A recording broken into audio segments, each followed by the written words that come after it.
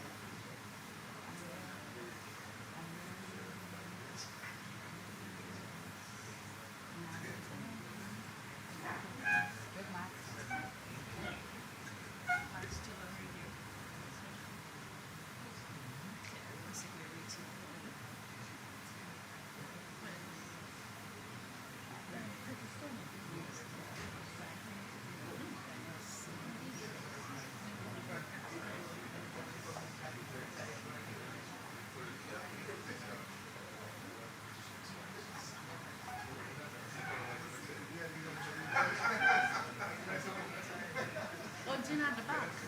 All right. Your cameraman has it info actually, because I left some space.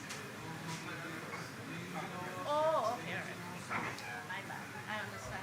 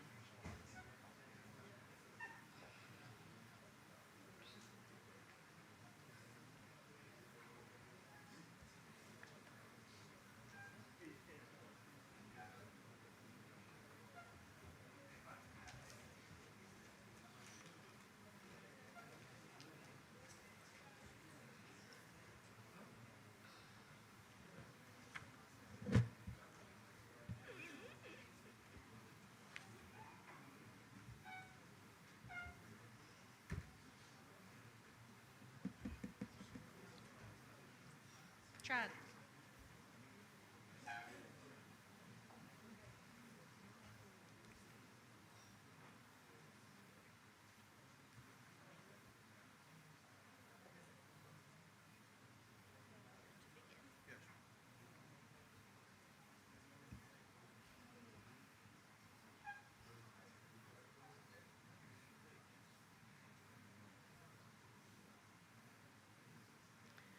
Good morning once again, everyone, and welcome. Let me acknowledge the Honorable Roosevelt Skerrit, Prime Minister of the Commonwealth of Dominica, and Mrs. Skerrit, Honorable Dr. Irvin McIntyre, and other members of Cabinet, the Cabinet Secretary, Ms. Corinne Prevost, Permanent Secretary in the Office of the Prime Minister, Mrs. Missy Henderson, other permanent secretaries and government officials who have joined us this morning, our distinguished guests this morning, the members of the media, listeners and viewers tuned in to this press conference, good morning and welcome. On behalf of the Honorable Prime Minister Roosevelt Skerrit and the government of Dominica, I officially welcome you to today's press conference. The Prime Minister will address a number of issues of national interest. Following his remarks, as usual, there will be an opportunity for questions from members of the media. Ladies and gentlemen, please join me in welcoming the Prime Minister of the Commonwealth of Dominica, Honorable Roosevelt Skerrit.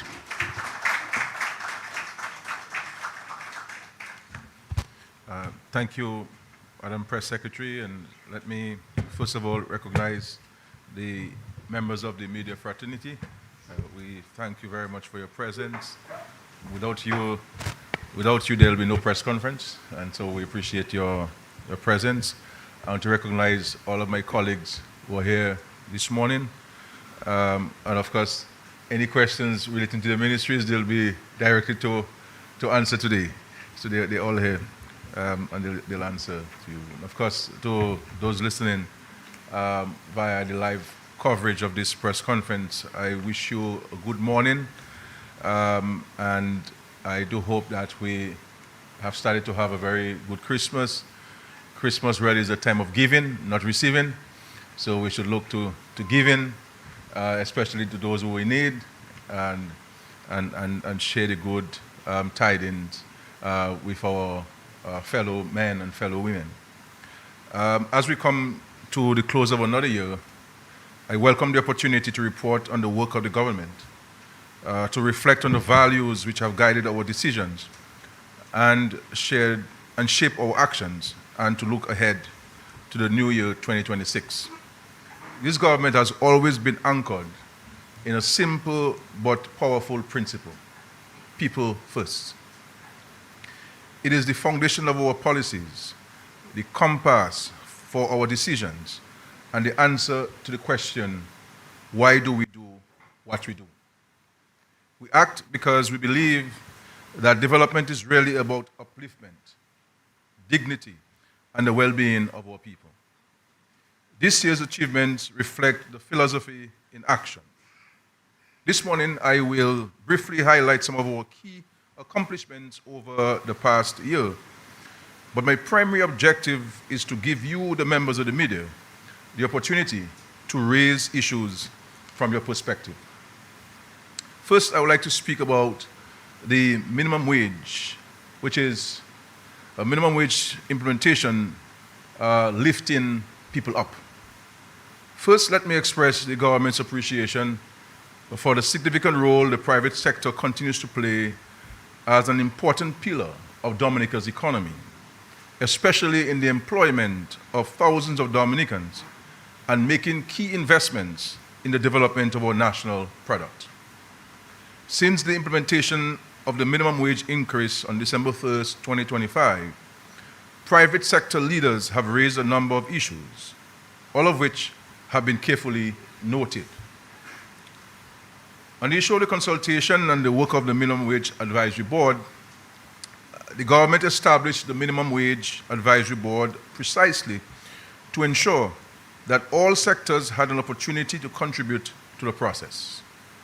The board conducted its review of over several months, and considered submissions from the representative organizations of the private sector and also individual employers. We recognize that some recommendations were not fully reflected in the final schedule of rates.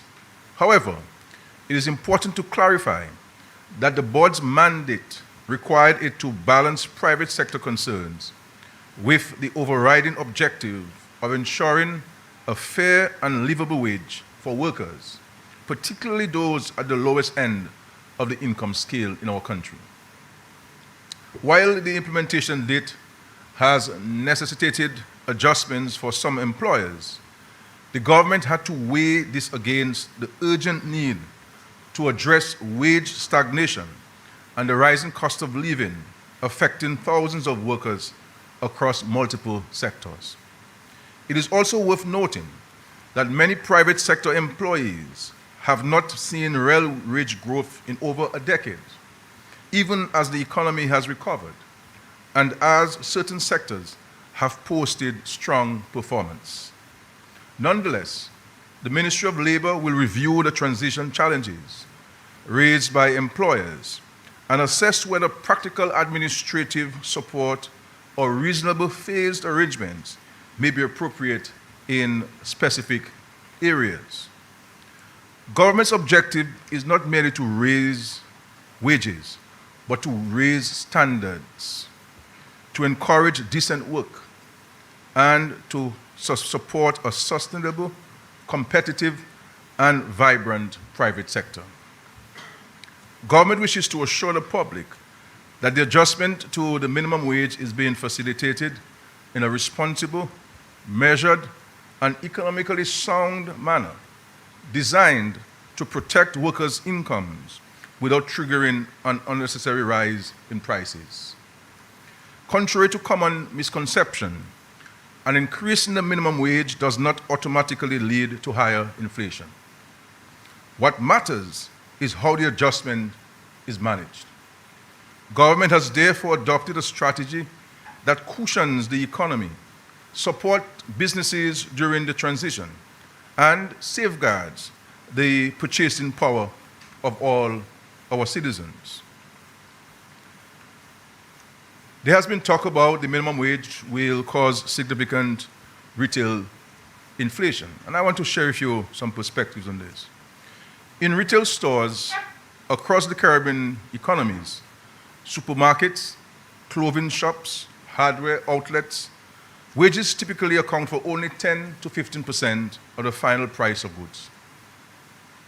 Let's take a look at a practical example of a grocery bill of $200 EC. The landed cost of the items, duties, taxes, overheads, that is rent and utilities, and profit make up 85%, or $170. Labor makes up 15%, or $30 of the $200 grocery bill. A 30% increase in the minimum wage means that the $30 labor share will increase by $9, or to $39. Accordingly, contrary to alarms raised that the 30% increase in the minimum wage will trigger a 30% or a $60 increase on a $200 grocery bill, the actual increase will be $9, or 4.5%. Clearly, because labor is a small component of retail prices, there is really no basis for any significant rise in the price of goods, or indeed any increase at all. Retail prices move mainly because of international freight costs, global commodity prices, exchange rates shifts, and import duties. A higher minimum wage does not affect these cost drivers. Retailers can cushion wage increases through progressive improvements in the efficiency and profitability of supply chain considerations or operations, increased productivity, better inventory management, and waste reduction. Caribbean countries that increased minimum wages in the past decade, for example in Barbados, Jamaica, Antigua and Barbuda, St. Lucia, saw no significant retail inflation linked to wage hikes. The price movements remained tied to global factors, not local labor costs.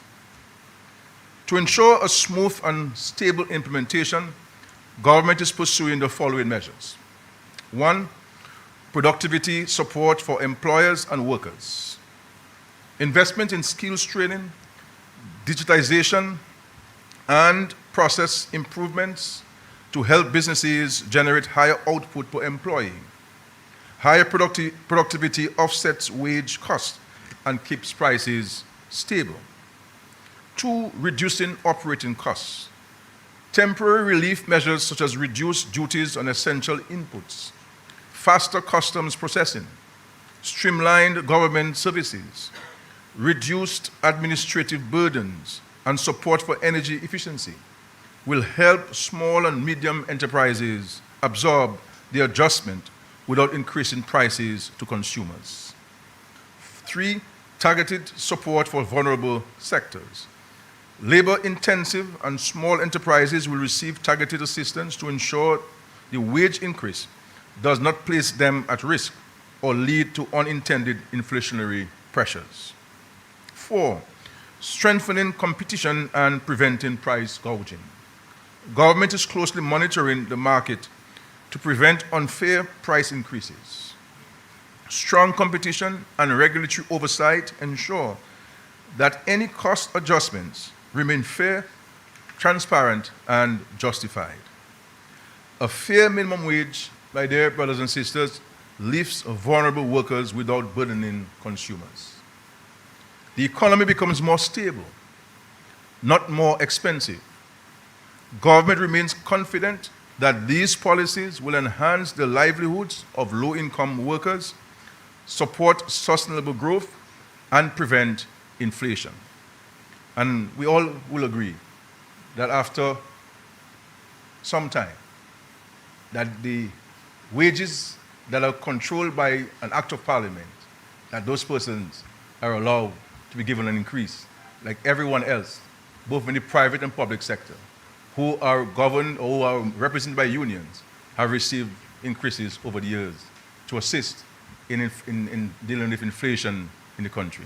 And I'm happy that, from all accounts, that the increase in the minimum wage was well received, even if some in the private sector are of the opinion and the view that the timing may not be a good one, and that we're looking at to see how we can work with them on addressing the transition from the old rates to the new rates. But also interesting to note that based on the report we received, it was noted that many of the employers said that they were already paying people above the minimum wage. And so many of them were already factored that into their wage bill. But it's just that the law now had to be changed in order to make it mandatory that people receive a fair wage for a fair day's work. And I'm happy that we're able to do so, and in time for Christmas, as I said. Removal of custom duties, VAT, on food items, which is a major decision of the government this year. At a time when global inflation continues to place pressure on families, we took decisive action to remove custom duties and VAT on a wide range of essential food items. This was a practical intervention announced in the 2025-2026 national budget aimed at easing the burden on households, especially those with limited income. We did this because a responsible government must stand with its people in the face of any hardship which threatens their well-being. We did this because no one should ever be forced to choose between putting food on the table and other basic needs. I am pleased to report that these reductions have, across the board, had a positive impact on the purchasing power of families and their overall ability to meet daily expenses. To assess the impact of the removal of VAT and import duties on selected list of consumer goods, the Division of Trade conducted a market surveillance exercise, both before and after the policy took effect. The first exercise was carried out prior to October 1, 2025, to establish baseline prices. A second exercise was concluded on December 12, 2025, with the objective of measuring changes in retail prices following the implementation of the VAT and import duty exemptions. The division focused its assessment on the Big Six. These are the largest importers and distributors of these goods in Dominica, whose pricing practices significantly influence retail prices island-wide. These are J. Astafans and Company Limited, HHV Whitchurch and Company Limited, Greens Supermarket, Fine Foods, S-Mart, and ACS. The findings from the December 12, 2025 exercise clearly demonstrate that the measures have been effective. Reductions were observed across the majority of products and brands monitored in all supermarkets surveyed, focusing on a representative subset of 7 products. That is approximately 23.3% of the overall product list. Notable price decreases were recorded, including luncheon meat with reductions of up to 13.36%, corned beef with reductions up to 13.07%, breakfast cereals with reductions of up to 12.3%, unsweetened biscuits with reduction of up to 18.89%, orange juice with reductions of up to 42.28%, toothpaste with reductions of up to 27.98%, tomato ketchup with reductions of up to 24.3%. Again, this is a representative sample, but these results confirm that the VAT and import duty exemptions are translating into real measurable savings for consumers at the checkout point. The exercise provides strong evidence that the policy intervention is working as intended, easing cost of living pressures and delivering tangible benefits to the households across Dominica. I want to say a heartfelt thank you to the private sector enterprises, the supermarkets, for passing on the savings to the consumers of Dominica. When it's good, we say it's good. And we thank them for that. And just to say that the supermarkets were not aware of this survey. So nobody would say that they change the prices and when we turn over back, they put the prices. No. We went in as if we were shoppers and shopping and paying attention to these prices. And so this, my dear brothers and sisters, is what we mean by people first. Always putting people first. Housing revolution, providing security, stability, hope, and dignity to our people. Across Dominica, our housing revolution continued to transform lives and communities. This year, the Housing Recovery Program was successfully completed through a loan from the World Bank. The program adopted a homeowner-driven model, the first of its kind anywhere in the Caribbean. So the homeowner selected his or her contractor. They decided what tiles they wanted, the color of tiles they wanted in their house, the paint color. They were project managers and supervisors. They were part of the reporting. They were part of the site visits. And in many instances, they jointly control the money. And so under the program, 382 climate resilient homes were constructed across the country. 385. To date, 313 of these homes have already been handed over to beneficiaries, with the remaining units at final stages of completion and transition, and this will be handed over no later than February of next year. All contractors were local, ensuring that every dollar invested circulated within our communities. All of the materials were purchased from local supplier of building and construction materials. So small businesses and medium-sized businesses benefited, and this program also helped sustain livelihoods. Government also assisted 170 families to secure land titles, thereby allowing them to access homes they would otherwise have been denied. So people have land, but no title. So the government assisted people in doing this. People were squatting government land, government provided them a title with government land so that they could have these homes built on their private lands, on government lands. So 170 people, had it not been facilitated by the government by way of civil title, they would have been denied approval for these homes. In addition, 924 households receive a direct technical support for home planning and for meeting resilient construction standards within their own private developments. That in itself is capacity building. That is empowerment. That is government working hand in hand with the people. The total cost of the 382 homes and the other interventions stand at $103 million for this particular housing component.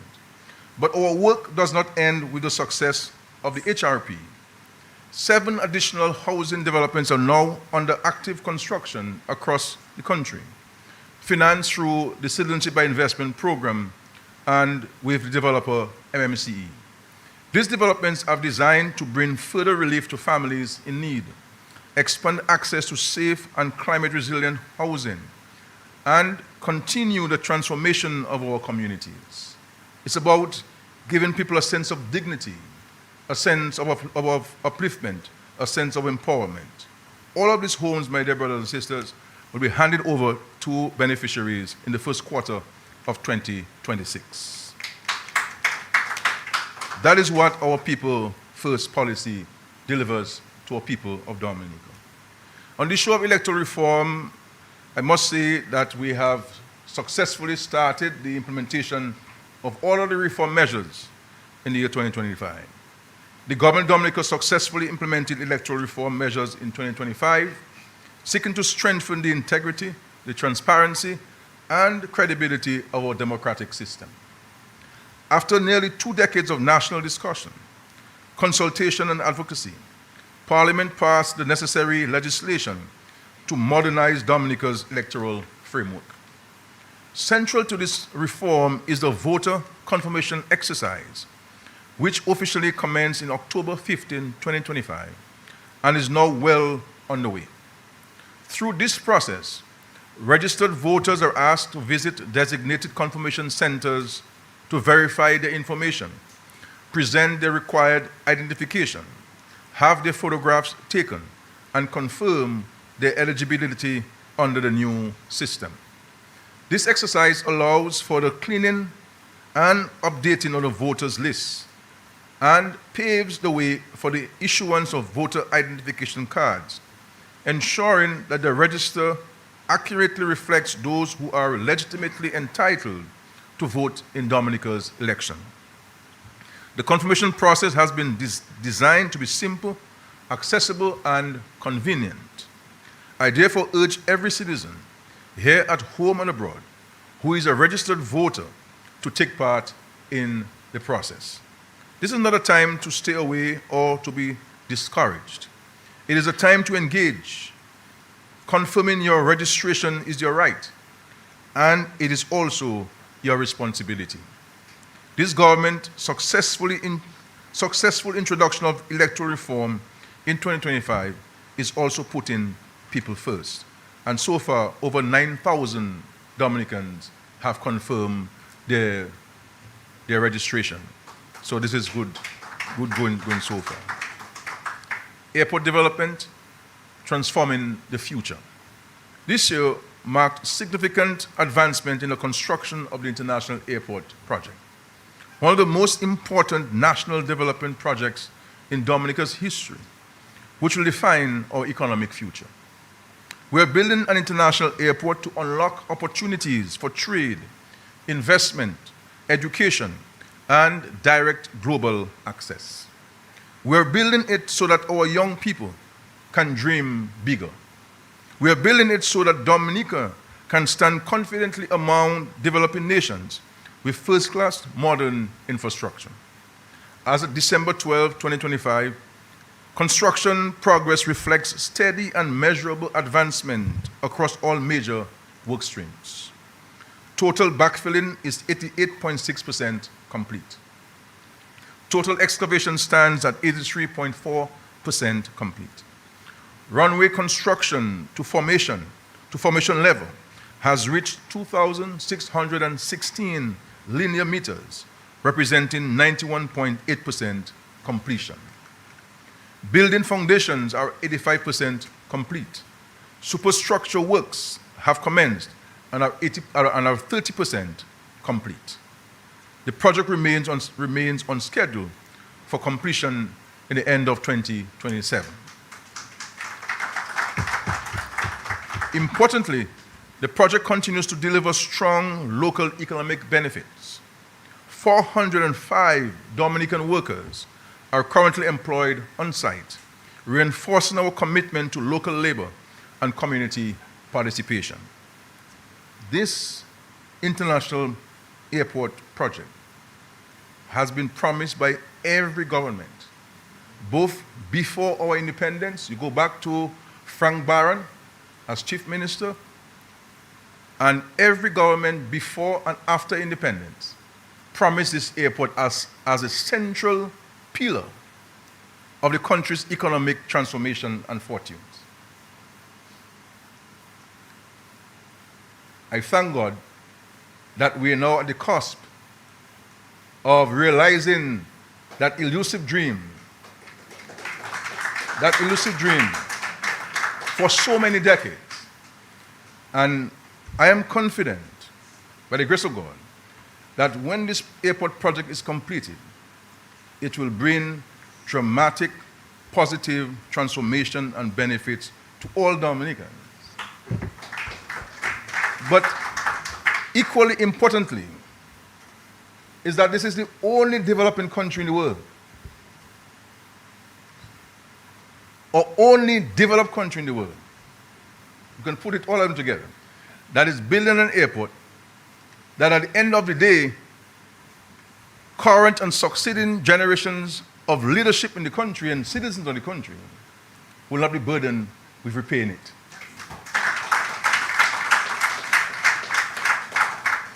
And so, my hope and prayer to this country is that look not to me, but look to the benefits of this airport to the country. This international airport should be wrapped with the national flag, that everyone should embrace it and pray to God that it will see successful completion. If we are truly interested in our personal well-being and the well-being of the country, and ensuring that our young children can look at Dominica as a place of hope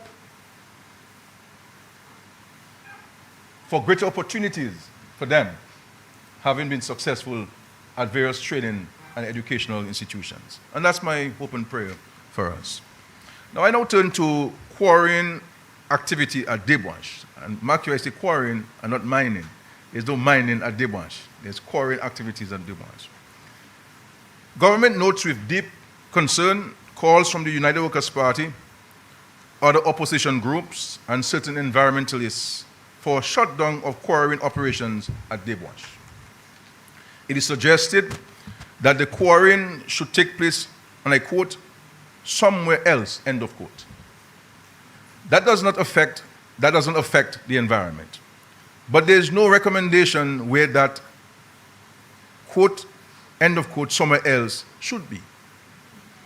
Government also notes with deep appreciation the call from the Dominica Hotel and Tourism Association for, and I quote, communication, compliance, collaboration, and shared responsibility, end of quote, in working with stakeholders, as they say, to ensure that growth does not come at the cost of Dominica's national heritage. The international airport is being built for the benefit of the Dominican people and will serve every sector of our economy, including tourism, agriculture, trade, and every small business in Dominica. Naturally, such a project requires construction material. The central issue, therefore, is not whether material will be used. It must be.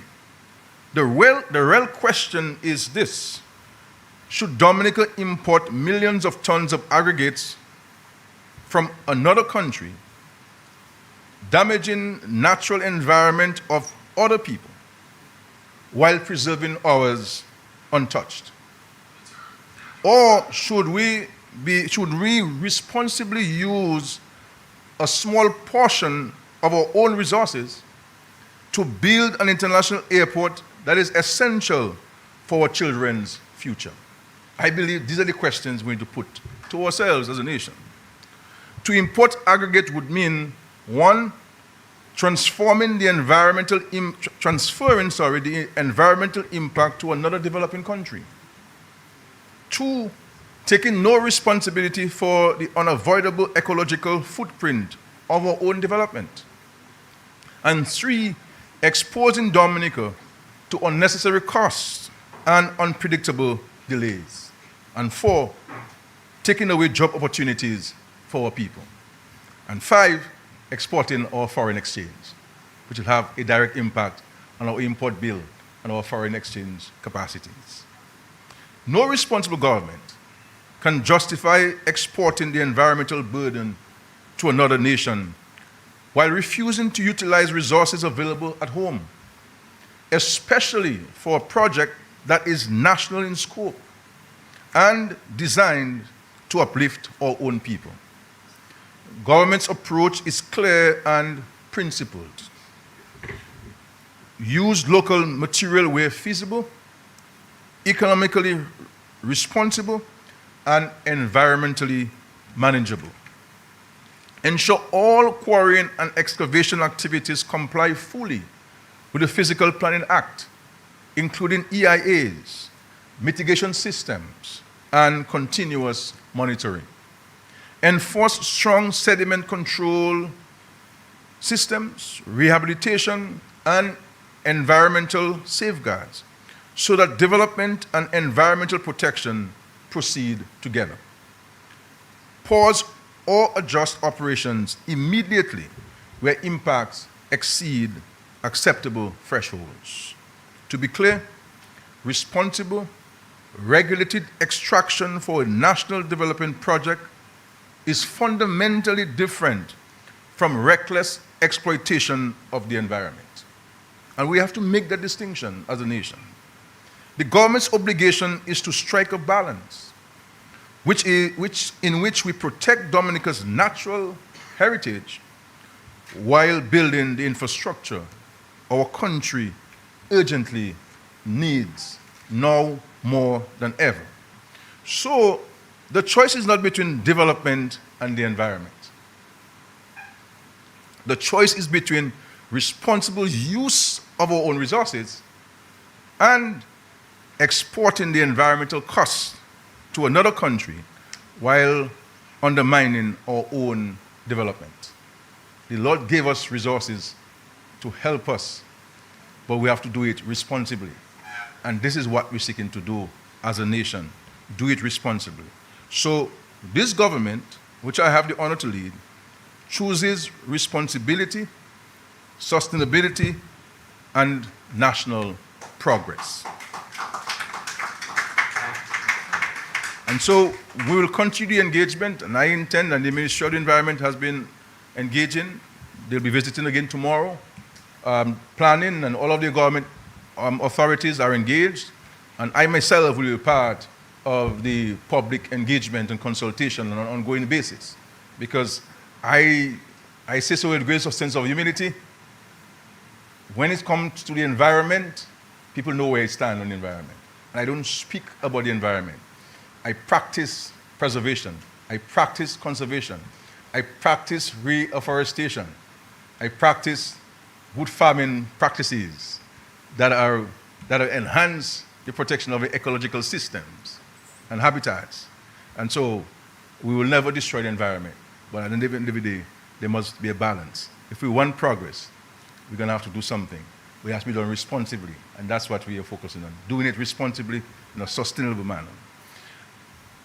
Looking ahead, I will not go into great detail this morning, but as I end, I want to highlight just a few of the major projects now underway across our country, which are expected to come on stream in 2026, and that will have a direct and lasting impact on our economy and on the daily lives of our people.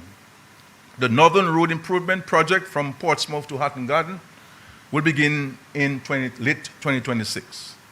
This major rehabilitation initiative, funded by the government of the People's Republic of China, will deliver new bridges and culverts, slope stabilization, road widening, and retaining walls along the Portsmouth to Hatton Garden corridor, in keeping with the commitment made by President, His Excellency Xi Jinping, during my official visit to China last year. In the south, the Lube to Granby Road, when completed, will improve safety, reduce travel times, and enhance access for road users. We are also investing heavily in our capital.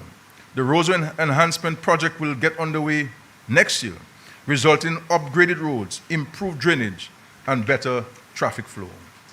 In the area of education, construction continues on 6 new primary schools, supported by the government of the People's Republic of China. These schools represent an investment in our children and our teachers, and will provide safe, modern learning environments to improve educational outcomes. In the area of agriculture and food security, construction is advanced on a modern national abattoir and a citrus certification and processing facility. These are strategic investments aimed at strengthening our agricultural value chain, improving food security standards, and reducing imports. We'll also witness the start of the construction of the Cruise Village, which will usher in even more benefits to our people. Agriculture remains a major pillar of our economy, and all of these facilities I spoke about will help move the sector from subsistence to greater commercial viability. In the tourism sector, we continue work on the big ticket projects, such as the Cabritz Marina and the Dominica Cable Car project. These initiatives are designed to expand the range and quality of tourism experiences, increase spending in surrounding communities, and create jobs. The construction of homes, home repairs and renovation, and general support to our citizens will continue in 2026. The 2% housing program will be in full implementation mode come 2026. The construction of the international airport will be even more visible to the naked eyes as it takes a greater shape. A revamped Dominica Youth Business Trust and more targeted financial and technical support to the youth who are involved in entrepreneurship and small business development will be more evident in 2026. And we are moving decisively toward energy security with the commissioning of geothermal energy plant, which will position Dominica as a leader in clean, renewable energy in the region. And on the issue of national security, I can tell the country, rest assured, that this government will continue to take a zero tolerance towards any criminal behavior in our country. And we're getting additional support from the United States government where our national security is concerned. And so rest assured to the citizens that this senseless actions taking place in the country, we intend to put a stop to it. But for us to be successful at that, we're going to require the support of everyone in our society to play the part in providing the security that we all deserve in our country. And so, my dear friends, every initiative I outlined today, the minimum wage, removal of customs and VAT on essential items, housing and infrastructural developments, is anchored in our philosophy that the purpose of government is to uplift the human person. We do what we do because we believe every child deserves equal opportunity. We believe no elderly person should be left alone or abandoned. We believe every family should have a safe home. We believe development must reach the farmer, the fisher, the shopkeeper, the teacher, the caregiver, not just the privileged few. We believe that a resilient nation is one which places its people at the center of every policy and every project. We believe that there must be a strong private sector contributing to national development and job creation. We believe that every young person should be supported in his or her endeavors in the realization of his or her dream. This people-first approach to development is the legacy of this government, and I am so happy that we're keeping true to this legacy. I will pause for now to allow the media to ask the questions. Before I take my seat, I want to recognize the Secretary to the Cabinet, Ms. Karen Privo, who is a constant at the press conferences, the Press Secretary, and the Permanent Secretary in the Office of the Prime Minister, and the Permanent Secretaries were present. Thank you very much.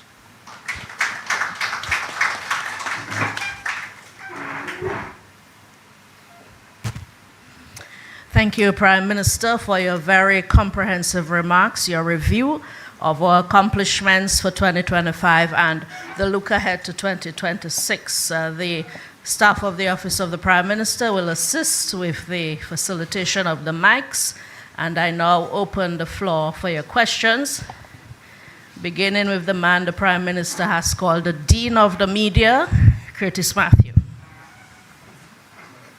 One. Thank you very much, Zion Jira Smith. Good morning to everyone here at the State House Conference Center. Prime Minister, I have two questions for you in this round before I make way for Colonel John Baptist. And my first question is about the non-appearance of an opposition leader in the parliament. So, in other words, how do we solve the problem as a country where we have no opposition leader in our parliament? So that would be my first question. The second question is, will the government, before the 31st of December, will the government confirm the appointment of Acting Chief Mr. Corbett and his deputy, since their acting appointments will expire by the 31st of this month? And the police have outlined, in fact last week the police outlined a number of success stories for the year 2025, things like major drug seizures, firearm seizures. They even spoke about Police Week, where in fact 37 officers were in fact awarded.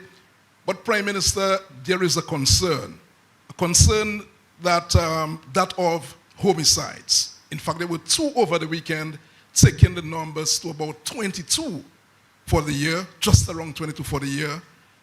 People are speaking about the homicides increase.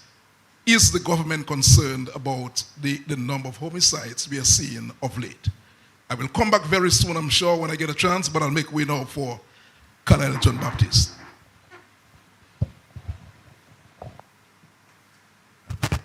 Thank you very much. In respect to the position of leader of the opposition, it is not for the government to decide who should be, but the government appreciates that there ought to be a leader of the opposition.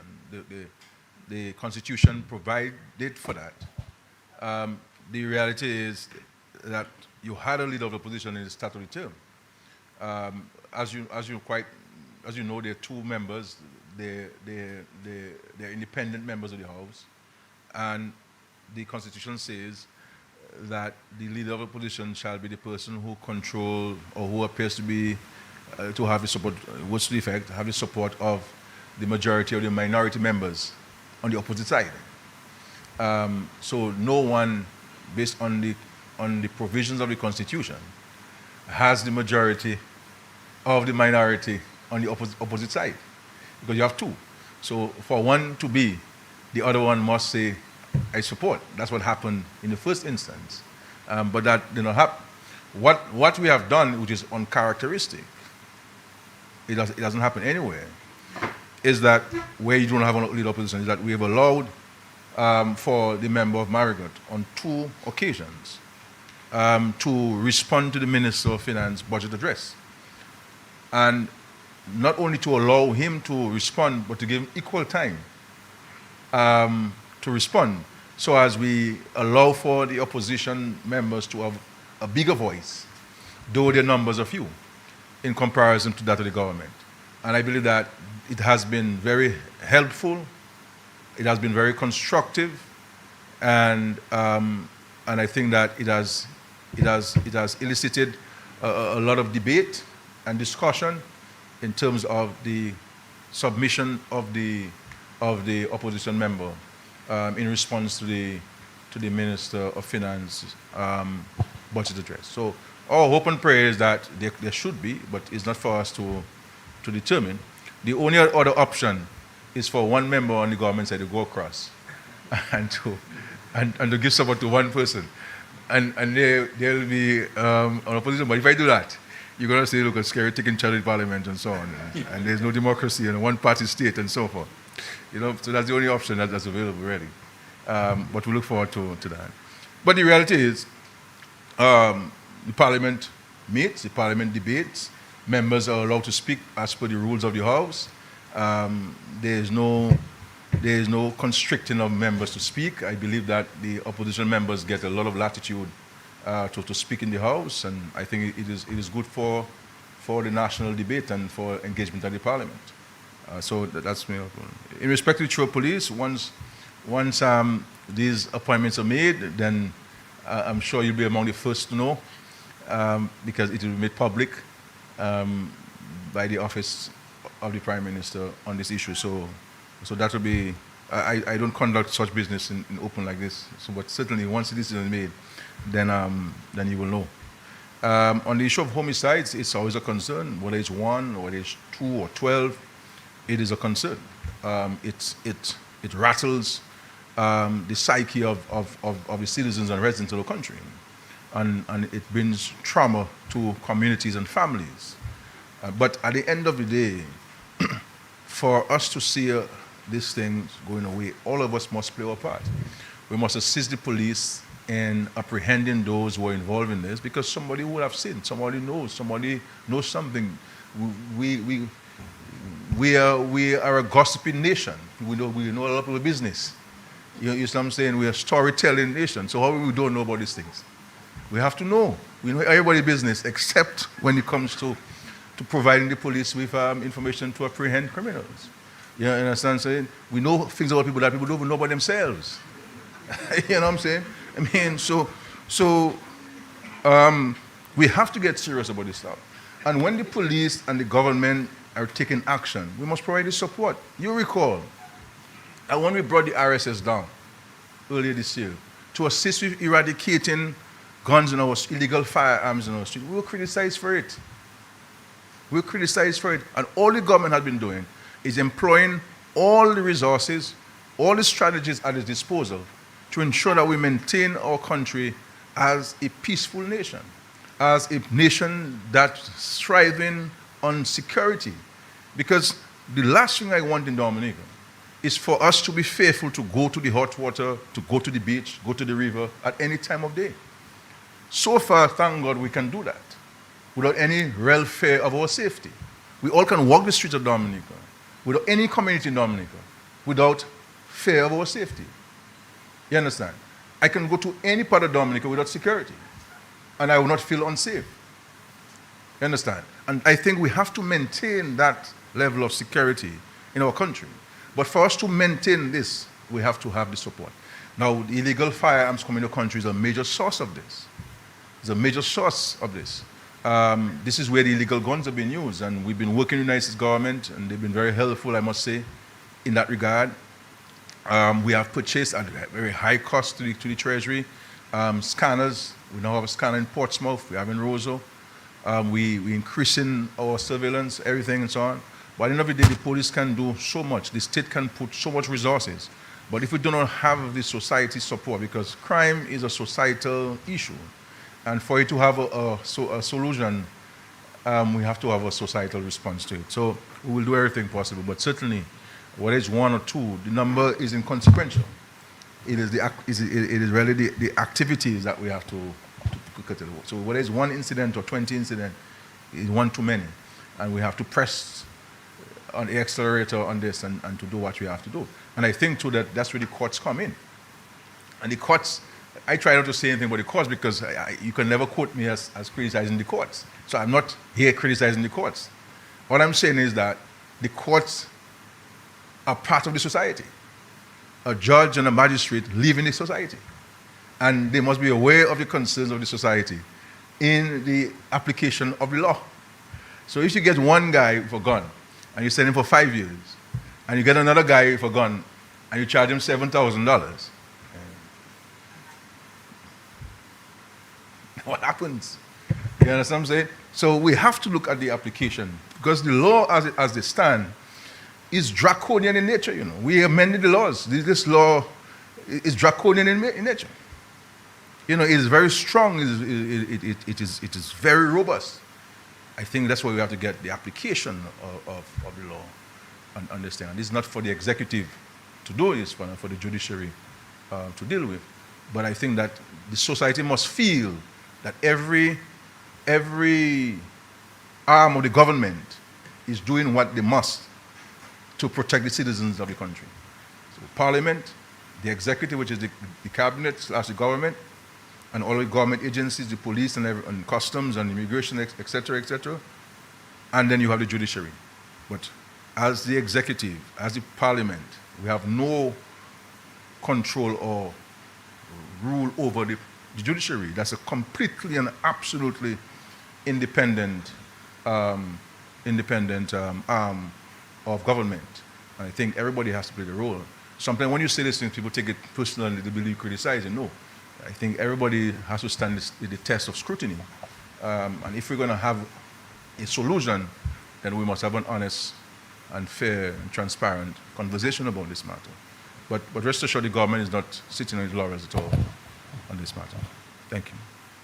Yes, ma'am. Good morning, Rhonda Luke, freelance journalist.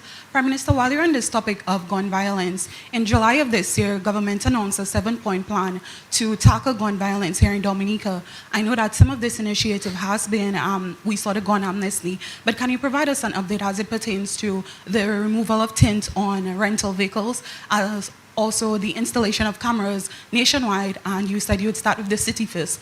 In 2026, can we see those updates coming through? Sure. Thank you very much for your question. Yes, the number of the measures have been implemented. There's a dedicated team dealing with the eradication of illegal firearms in the country. We have done the amnesty, and there are a number of other things that I can't speak about as part of the details of the plan there. But the two outstanding matters, one of the cameras, as far as I understand it, that we're receiving proposals from various private sector suppliers of that infrastructure. And of course, in 2026, we'll make a deliberate decision on this, starting with the city of Roseau, as you quite rightly remind us. And the issue of tint, we'll be disappointed that we have not implemented this. I think that was a simple measure. You know, that should have been implemented by now.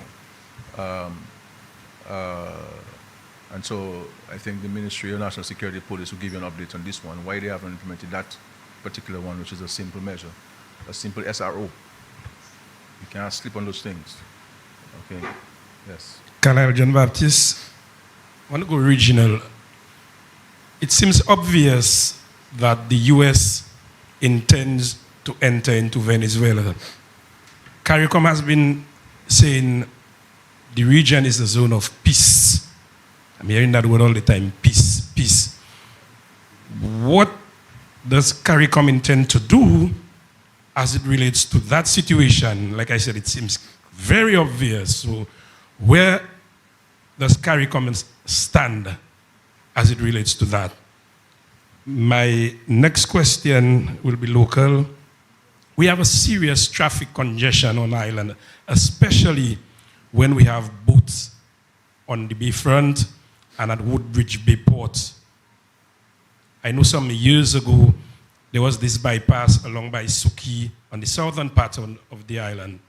But it's a nightmare coming on the southern part, and when you drive down Canefield area, the line of traffic is gone past Linus. It's very, very difficult. And if you have an emergency, I'm not sure what is going to happen. What does government intend to do to assist persons in that regard? Also, Prime Minister, it's been a while that you spoke about official residence, your official residence. Can you please give us an update as to where we are, please? Thank you very much for your questions. The issue of the military presence in the Caribbean waters by the United States government, we see publications in the media on this. The U.S. has indicated that this is to fight drug trafficking. In Dominica's case and the wider CARICOM's case, we've had excellent collaboration and cooperation with the United States government in fighting illicit activities, drug trafficking. The U.S. has been a number one partner of Dominica and continues to be, even today, in terms of their investment in Dominica for national security in place. We just had the installation of a radar that was a great United States when I visited the SOFCOM a couple of years ago to enhance the capacity of the Coast Guard to deal with our marine spaces. And so that was recently installed, and there are a number of other major infrastructure projects, fire station in La Plaine that the Americans are financing. They'll also be financing a major facility for us to deal with the storage of the police, armory, and other matters where national security is concerned. So on the issue of fighting crime and so on, the U.S. is our number one partner, and we look forward to that continued collaboration. We've always maintained that the Caribbean should be a zone of peace, and that any thought of military actions in the Caribbean should be reconsidered. We believe that dialogue and diplomatic channels are better ways to solve problems, differences, views that do not coincide, and this is what we're urging in this circumstance.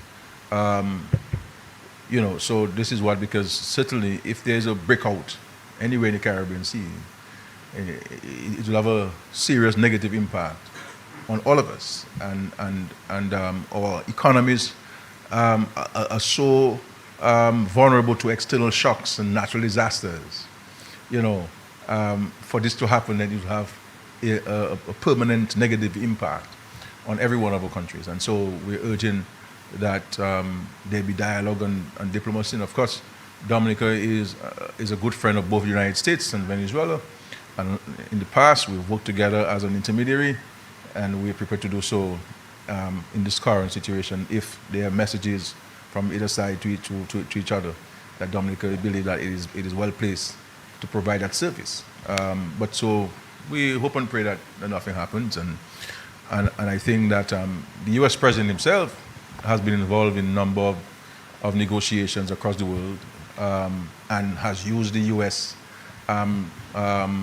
Influence to bring a number of conflicts to an end.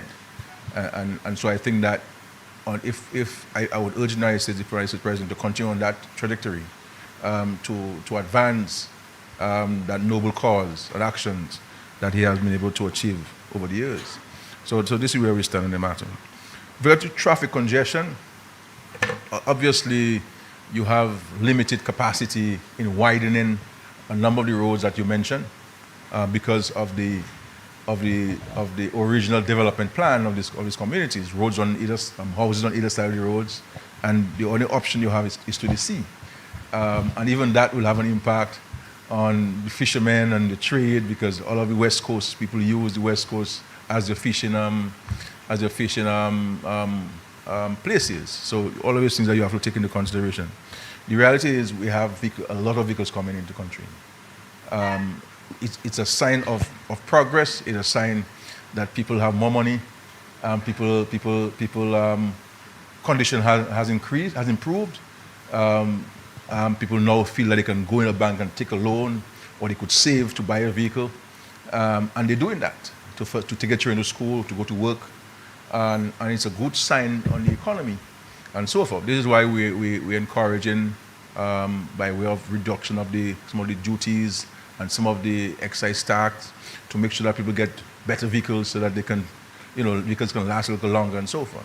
But that's the reality we have in the world. The entire world is confronted with a traffic problem, and we're not like Florida. Florida is lucky that it can put passovers and bypasses and all kind of stuff. And if you go to the United States from JFK to Manhattan, it's difficult to get to the city because they themselves are constricted by the houses on either side of the road. They're not like a Florida that has the space, that has the land, and they could do those things.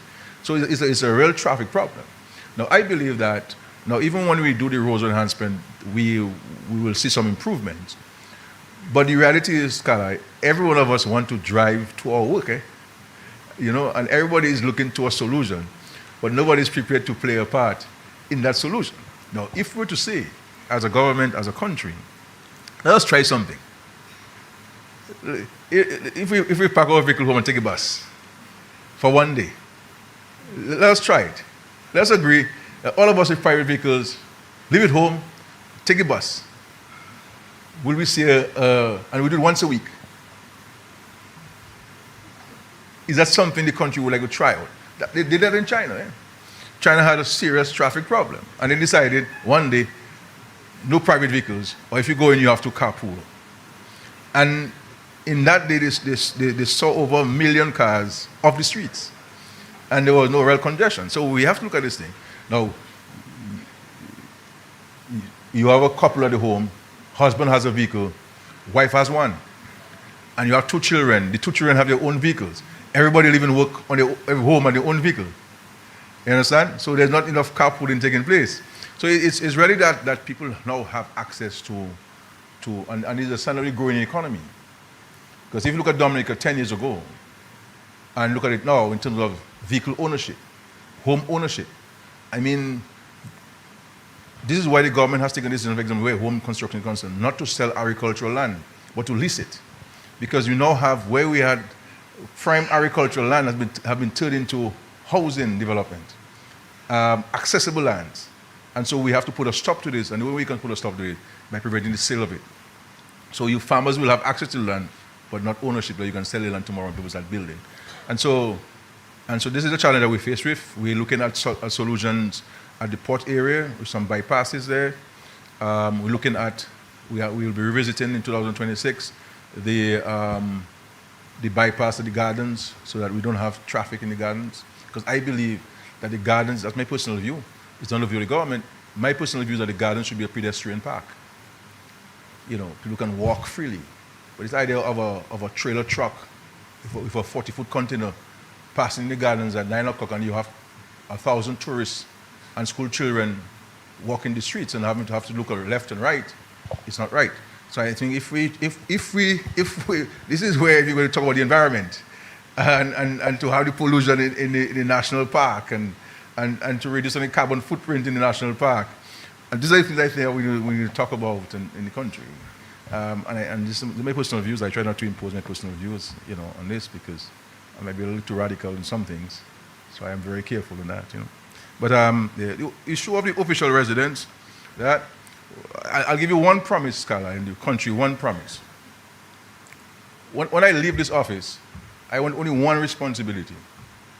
That is to oversee the construction of official residence for the Prime Minister of the country. That's what I want to do. Because I believe that we have to maintain the office, not the office holder. People look at the office holder. But the office. This is why I insisted as Prime Minister that we build an official residence for the head of state, the president. We can't have a president renting an office by the side of the road. Nobody will respect us as a nation. And if you look at it, way back when the British were there, they always ensured that they got the best piece of land in the countries. And they built an official residence for the governor. That's how this building came about. That was the governor's residence. You understand? That was the governor's residence. And so, and even before we became an independent nation, the British always ensured that the head of government had a residence. And this is how Monroe came about. Before independence, because Lebanon wasn't an independent nation when he was chief minister. He was a chief minister and premier. And so we have to look at those issues. And then, just recently, we got a vehicle for the Prime Minister. And I understand there was a big talk about it, a little Toyota vehicle. All man are driving a Toyota vehicle in Dominica. I mean, you should be chastising the Prime Minister for buying a Toyota, not a Range Rover or Berkeley or something. I mean, my brother, come on now, man. I mean, I'll go Toyota vehicle, Land Cruiser, all dog can have the thing. I mean, Prime Minister, come on, you don't buy that vehicle 2025, Prime Minister. But by the way, the vehicle is a gift to the office of the Prime Minister. And so the Treasury did not pay for it. You understand? It's a gift. But to say the Prime Minister, buy a Toyota, it's here, have their boy, and so on. You saw a Range Rover, man. I mean, come on, man. That's what the children are saying, you know. They say, we Toyota that way, brother. If you tell a child what vehicle you're going to tell a Toyota, come on, man. You have to be better than that, come back. But so that's it. But please, anybody else, please? Kyrie FM, good afternoon all. Mr. Prime Minister, my question is regional. Yeah, sure. Since the establishment of the Citizenship by Investment Authority, has Dominica made any improvements? And while we're on that, St. Vincent and the Grenadines has announced its plans to have a CBI program. Will they be part of the authority? Thank you. Yeah. On the first question, I can confirm that every participating member has passed legislation to give effect to the regional regulatory framework. Since that time, they have drafted some regulations, some are still undrafted, so waiting for those regulations, because they must go hand in hand with the Parent Act. And secondly, they've also presented a draft budget and structure. We mandated that the interim team meets with the financial secretaries of the member states, and that meeting was held last week to review the budget. And so further reviews are being done. Once those further reviews are done, they will submit it to us, and we'll host a meeting among ourselves as heads to finalize the budget. So we are waiting for the regulations. So I believe that based on where I see things are now, I believe that we will see a full implementation of this measure by the middle of 2026. And because the unit, when appointed, would have to appraise themselves of the legislation, how the system works, and understand how they're going to have, what kind of relations they're going to have. They have to study the law and the supporting regulations. So it'll take some time to put themselves together. So I would estimate by mid-2026 that will take full effect. In respect of the new government of St. Vincent and the Grenadines, I understand that the new Prime Minister of St. Vincent and the Grenadines, Dr. Friday, has made inquiries about this regional framework.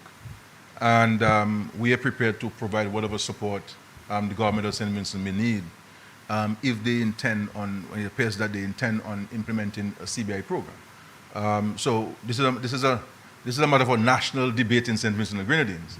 But if a government were to reach out to us, as would normally be the case, in Dominica's case, we're more than prepared to provide whatever guidance or advice or suggestions, the learned experiences on this program, and provide that support to a sister member country.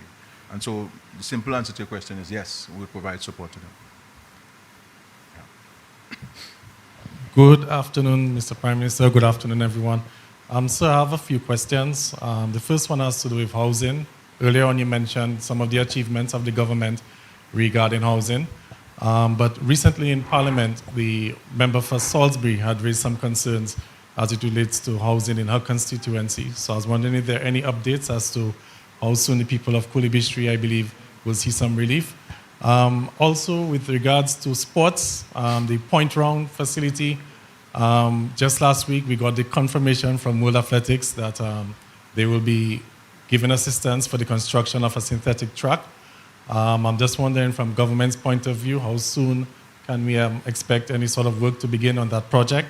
And as it relates also to Windsor Park, this morning we heard the Honorable Minister relaying some concerns, or well, maybe not concerns, but some reasons as to the delays in the lighting of the Windsor Park. So can we get some more clarification on that as well? Yeah.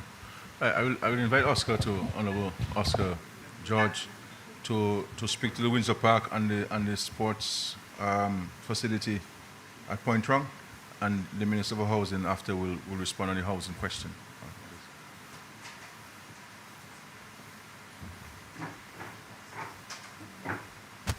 All right, good morning, everybody. Well, Gavin, thank you for your question. As it relates to the synthetic track, yes, we got confirmation from World Athletics that we will be a beneficiary, well, one among 10 beneficiaries globally for support for laying the track. You may also know that the government has taken on its own to develop a master plan for the area. And long and short, the master plan involves the design, the detailed designs, costings, layout concepts, because we are also planning on putting an Olympic-sized swimming pool. So in our discussions with World Athletics, they indicated that in the first quarter of 2026, we'll be ready for starting works. They are now finalizing the MOU, which they will share with the representative body, which is the Dominica Athletics Association, and then that will be submitted to us. But the long and short answer to your question is, in the first quarter of 2026, we expect actual works in Dominica and, of course, in the other member states as well. As it relates to the Lighten at Windsor Park, as you said, I gave some updates last week. One of the issues we had with the lighting project is that the poles were not something that you could pick up in a store. So you had to basically, based on your assessments at Windsor Park, put in an order for manufacturing these poles from scratch. And that was the cause of the delay in India. They're being manufactured in India. They did some further amendments to the specifications. So that took a bit longer than we expected, and that is really the main cause for the delay. But as we speak, all the items are now being shipped. Well, they're en route to Dominica as we speak. All the underground works has been done, as you may be aware, in terms of foundations and running of the lines underground. We're just waiting on this consignment of the poles, 4 poles, and all the other infrastructure, including the control rooms, the generator pads, all the other accessories being part of this project. So I ask for continued patience on this project, but we expect everything to be in Dominica next month. Thank you very much.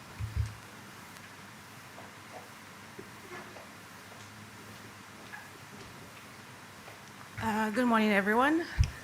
Concerning the question about the people of Kulibistri, there were a number of them that we were carded for relocation.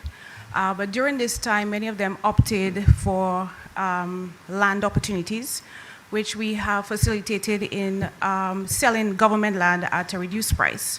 So a number of them have purchased land from the government and built their own homes.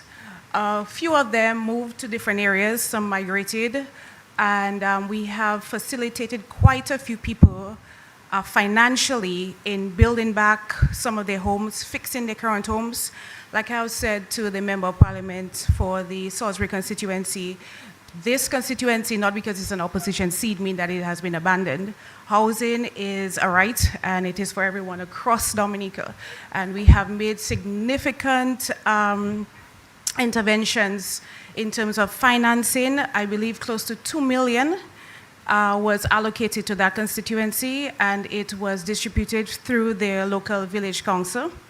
As far as I can remember, there are just less than 5, I would say, 5 households which we have to facilitate, and we will address this in 2026, but quite a bit of interventions have been made throughout this area, facilitating all those who required assistance.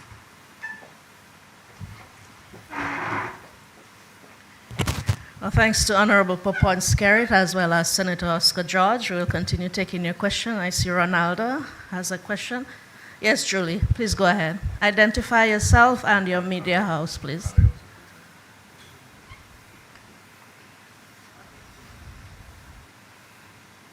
Good afternoon, everyone. Okay. Congratulations, Prime Minister and your administration on bringing the 2025 political year to a close. So many citizens have observed transformational initiatives across Dominica. However, we still have a lot of people saying that they are not aware as to what's happening. So with that in mind, what steps has the government taken to help the public understand policies and also for them to know what are the future plans for 2026 and going forward? And that was Julie Roberts of the media. They're asking. Kyrie FM. Kyrie FM. Thank you. Any other questions before the Prime Minister? Yes, Matthias. Good morning, everybody. Matt Pelletier, Q95. PM, we spoke of Desbranches and the quote-unquote environmental disaster taking place. Everybody seemed concerned about that. As a matter of fact, I've been invited to another meeting in the Carib territory this afternoon because we have some geologists from the region investigating what's going on. So clearly it's a concern, and everybody seems to be concerned. Hoteliers have called and said, people are calling them saying, what is happening in Dominica because of this, quote unquote, as you said, environmental issue going on in Desbranches. Was Desbranches, sir, when the airport was conceptualized in terms of the planning, was that always an alternative site? And you spoke about alternative sites, meaning there's no other, we have tested sites on the West Coast. Why can't the government turn to this?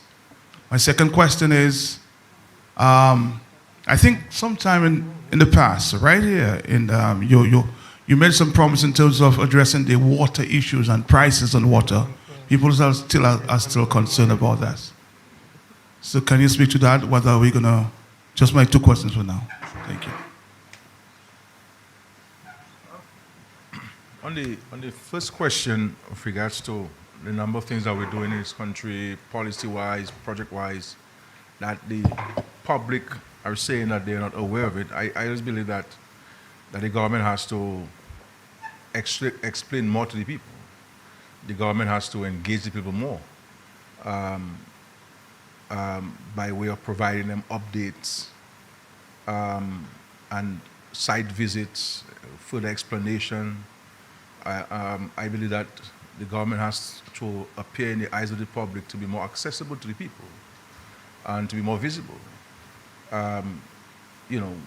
We cannot expect someone else to tell our story. We have to tell our story. And I believe that the cabinet of ministers need to account way more than they have been to the people of the country on their stewardship, the projects that are taking place, what are the benefits to the people, what are the challenges, how are we addressing those challenges, and to explain to people more. It's as simple as that. Because at the end of the day, power belongs to the people, and we are working on their behalf. And I think that we have to use all the medium available to explain to the people. I also believe that senior public officers have a duty to bring attention to what's taking place in the respective ministries.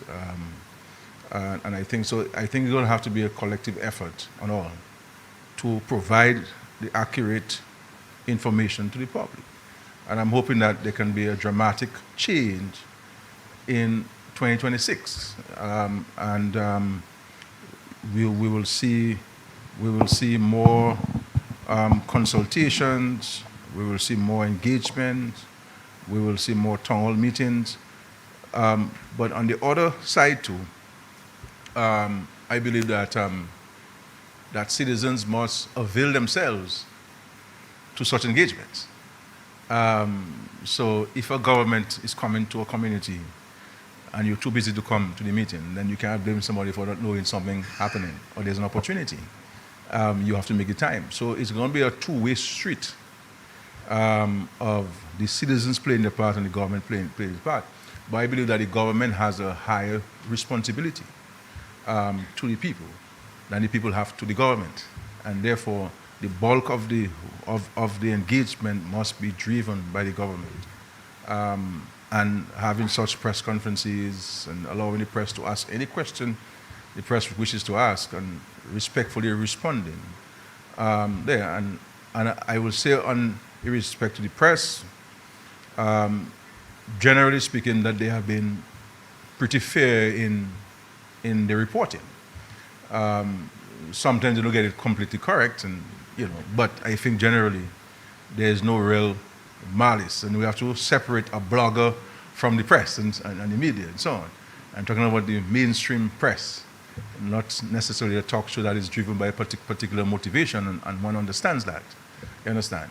But in terms of the mainstream media, one can appreciate that they've been very fair and balanced, and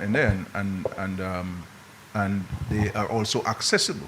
I think we have to take advantage of the access, and so that they can transmit information on our behalf and share it with us. But I believe in engagement.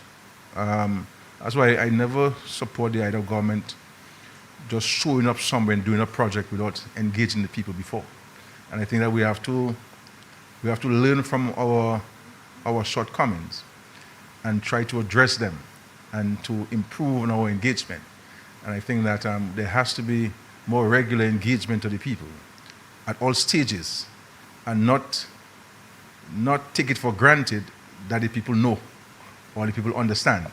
Because in an era of misinformation and disinformation and AI and so forth, then the truth matters more now than it did 20 years ago.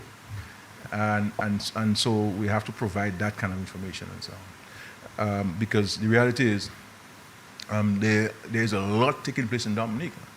There's a lot that needs to be done. One cannot discount that. But one cannot take away from the fact that a lot of things are happening in this country. From a policy standpoint, from a program standpoint, from a project standpoint, from an investment standpoint, you will never stop needing things until you're dead. And even when you're dead, we're still praying for you. So, you understand? So, but we are getting somewhere as a country, and we are seeing the fruits of our investments of the government. And I think that the majority of people appreciate that. In respect to Debosh, Matt, you talk about the West Coast, but all of the quarry operations in the West Coast has an environmental impact. All. We cannot escape, no matter where in Dominica you go, you cannot escape that it will cause an impact on the environment. Now, people will tell you that where there's an impact, there can be a mitigation measure. So if you, and this is what the Ministry of Environment is doing, they gave me a report this morning, and this is what they're doing now, engaging the developers and the contractor to look at native species of plants that can be replanted in the area, so that when you clear the area, that the trees will grow back, because we will deliberately plant trees and put in back the vegetation so that it gets soil cover and retains its original natural beauty over time. You understand? So anywhere you go in Dominica, one will see the impact on the environment. And you will see the impact of any quarry operations. Some of them are along streams. Some of them, all the sediments go into the sea. It will impact fisheries. It will impact the coral reefs. And it will impact the way of life of many people. We've had many studies on those things. If you go to take it to Vegas, you'll have challenges there. If you take it to Portsmouth, you'll have challenges there. Anywhere in Dominica, you'll have challenges. And just imagine transporting material from the West Coast all the way to the airport site. The number of communities is going to be impacted. You see the impact on the roads, for example, just between Debosh and Pig already. And so even that is forming part of the responsibility of the developer and the contractor to reinstate the roads after this project, because they're the direct cause of the impact of the roads with the heavy equipment. So all of these things have been taken into consideration. Now, when we decided to build the airport, we did studied a number of areas, and Debosh was one of them. But one will appreciate that the sheer amount of material that you need for the airport, it is either the country takes a deliberate decision that is going to import all of the aggregate and sand from another country whose environment would have to be impacted as well. And we speak here Dominica. about imports, about foreigners, about foreign this and foreign that, import thing, and why we're not using our own natural this and buy local and eat local. How do we therefore justify that we're building an airport? We're building an airport that you need the material. And with this runway and the type of soil that we need, this is why CR5, and I give them credit for that, they're very deliberate with the engineering. Very careful with the engineering. And this is why they're saying to us, Prime Minister, for us to give you a sound runway, because we are building a runway for an Airbus to land, a 777 to land. And if you're a 777 with 600, 500, 400 people to land on the type of soil there, you must have the correct aggregate, the density. So it's not about we have stones elsewhere. It's the density, the quality of the stones. That is important. Not every stone you can use for every kind of construction. And I'm saying so based on advice. All right? And so they wanted to get the proper density. They went to Ansdeme, they went many places, and they said to us, Prime Minister, this is the area that we can get the quality of stones that we need based on the tests that we have conducted. You understand? And I think that every action is taken to mitigate against the impact. And the Ministry of the Environment and Planning have given advice and suggestions on how to mitigate against certain things, and there's a long list of actions that are being incorporated in the process going forward. I accept that we have to enhance our communication, we have to enhance our consultation, but I would caution those who are publishing statements based on hearsay, and to not go on public statement that can have a consequential impact, an existential impact on our survival. But there are some people who are opposed to the airport, and they believe that they got an opportunity now to speak not about they've been against the airport, so let's talk about the wash. And we have to resist. And resist we shall, those who believe that Dominica doesn't need an international airport. Dominica absolutely needs an international airport. Absolutely needs an international airport. If we want the country to get where the country is going to go, to bring the kind of revenues into the country, foreign exchange to the country, jobs for the people, more people can be part of the prosperity of the country and realize the dynamic Dominica that we're talking about and we're implementing, we need the infrastructure. This is why we have to build a new port. Because it cannot be right that every time a Christmas comes, we're not getting our goods because there's a high tide, the boat cannot dock, then we have a cruise ship, the cruise ship docks for the day, the cargo boat's out. We have to have two dedicated facilities, one for cruise ship and one for cargo boats. Because more and more people want to come to Dominica, and we have to ensure that we can facilitate them. We can facilitate the trade that's coming in. That somebody should not be staying outside the Woodbridge Bay and seeing the cargo ship out there. Their goods that they have to sell for Christmas is on this goal, and Christmas is coming. And Christmas is coming. So when we decide we're going to start the port in Canefield, we're going to have an impact on the marine environment. We'll have an impact. You must have an impact. People may not be able to go and bathe on the beach there anymore. There's a sacrifice that we have to make. Find a beach elsewhere if you want progress. That's the reality. These are the realities. You build a hotel, there's a beach, you take out these stones from the beach, crabs die. You're affecting the ecosystem, the natural habitat. But we need the hotel rooms, we need the jobs. So these are the realities that we face in this country. And I feel sometimes a bit despondent as a little country, because every time you have to do something that will benefit the people, we embroil ourselves as a nation. We embroil ourselves as a nation on negativity. And I ask myself, is this country mine alone, or does it belong to everybody?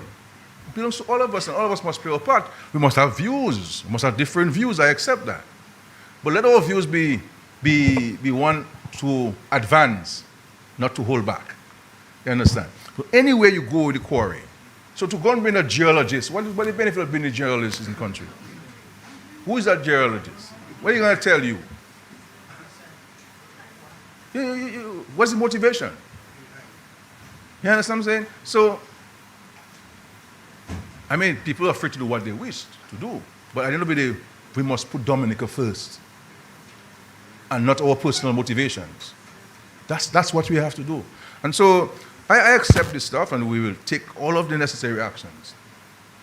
Take all of the necessary actions to mitigate against the impact. But we cannot say elsewhere and not tell me where elsewhere. Do we get it from St. Vincent?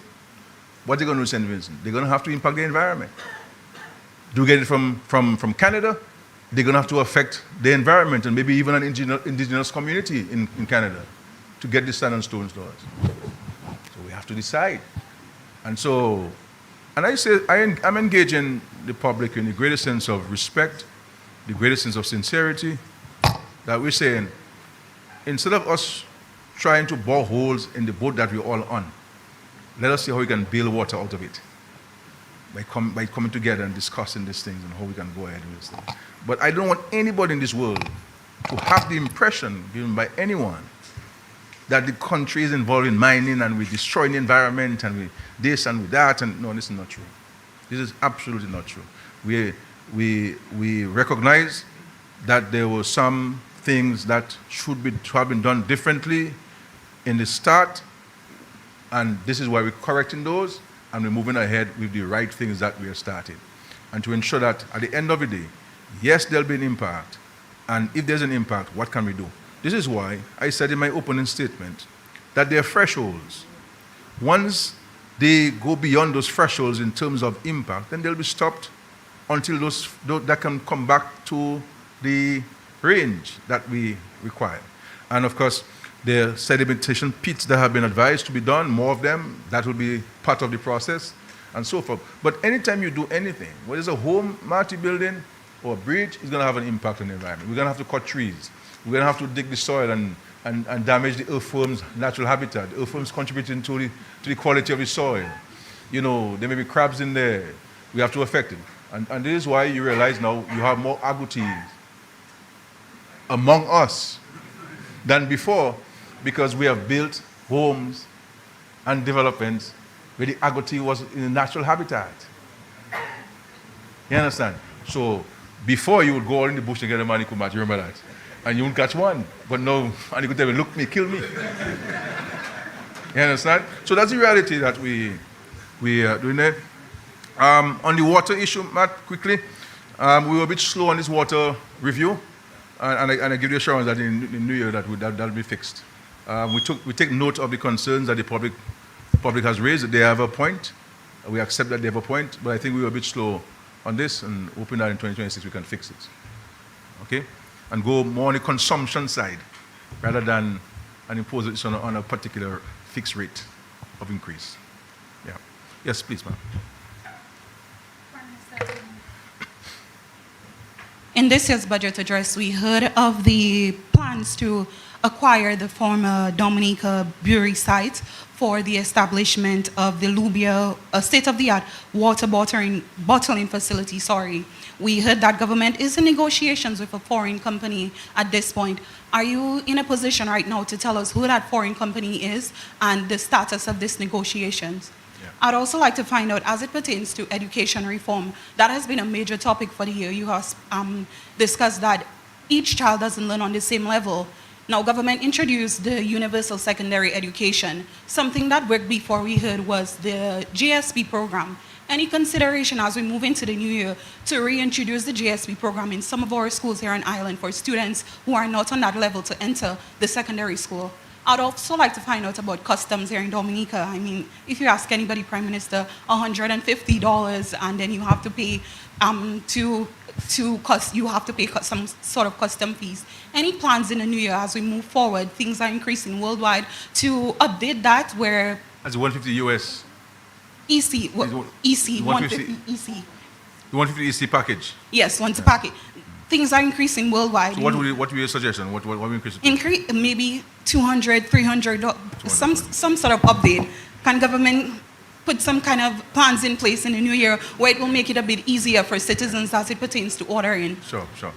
Okay. I'll answer the first question. I'll allow the Minister of Education and the Minister of Finance to respond to the respective questions. But with regards to the brewery, we have signed an MOU with a company. The company is an Italian-based company on this. And we're also in discussion with the property owners on sale of the property. Once we finalize on this, the government will compulsory acquire, but will compulsory acquire in the public interest.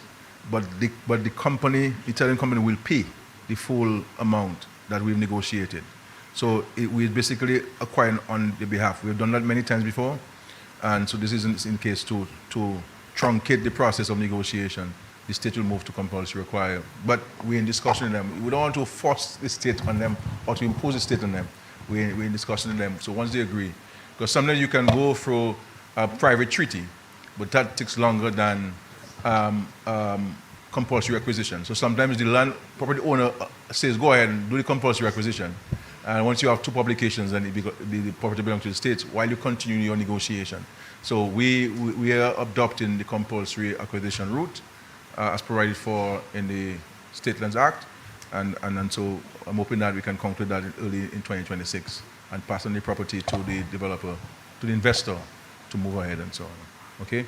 And this is complete foreign direct investment into Dominica. I will pass on to the Minister of Education, and then the Minister of Finance will respond to the other question.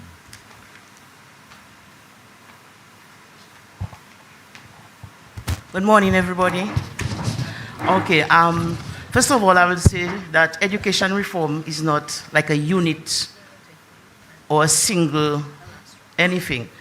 Education reform involves many aspects because education itself has many components. So when you speak of education reform, you look at what you want your country to look like in the next 10 years.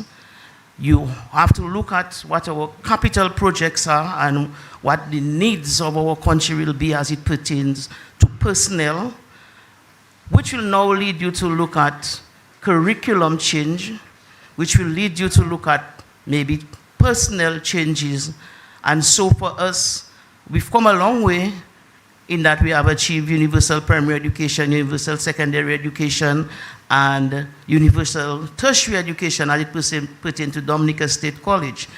So now we have to look at each branch based on what we want, what changes we would like to see at early childhood, what changes we would like to see at primary level, what changes we would like to see at secondary level, and then we start moving up to the college, not just to how we want to train our teachers to deliver, but a whole change in what college is doing. Now, so far, we've come thus far to look at one, after 22 years, I think, of the Dominica State College. Even if we were not speaking about education reform, it's time now to look at the college and review some of the programs we've offered before and what we want to offer and where we are as it pertains to preparing people to serve in our major capital projects. So we have engaged a consultant outside to do a complete review of the Dominica State College. So that part of the education reform as it pertains to State College, we are going to do a review of the State College. I think we have prepared a lot of students and we have done it well. But now we start speaking about serving in geothermal, service at the international airport, service in the cable car. And we need to look at what we are offering now at the college. How do these prepare these students? What else we will need to do to ensure? So we have an outside consultant who will be doing a complete review of the college. Sometimes you hear people speak about JSP. The Bible says, let's not sit in the seat of the scornful. Sometimes we are always saying how things were and how things have become, and we do not get a chance to look at the growth. We need to put in our mind that JSP is a thing of the past. I mean, I've worked in education for 40-something years. Junior secondary program is a thing of the past. And people say, so why didn't they just carry the program to the secondary school? You know?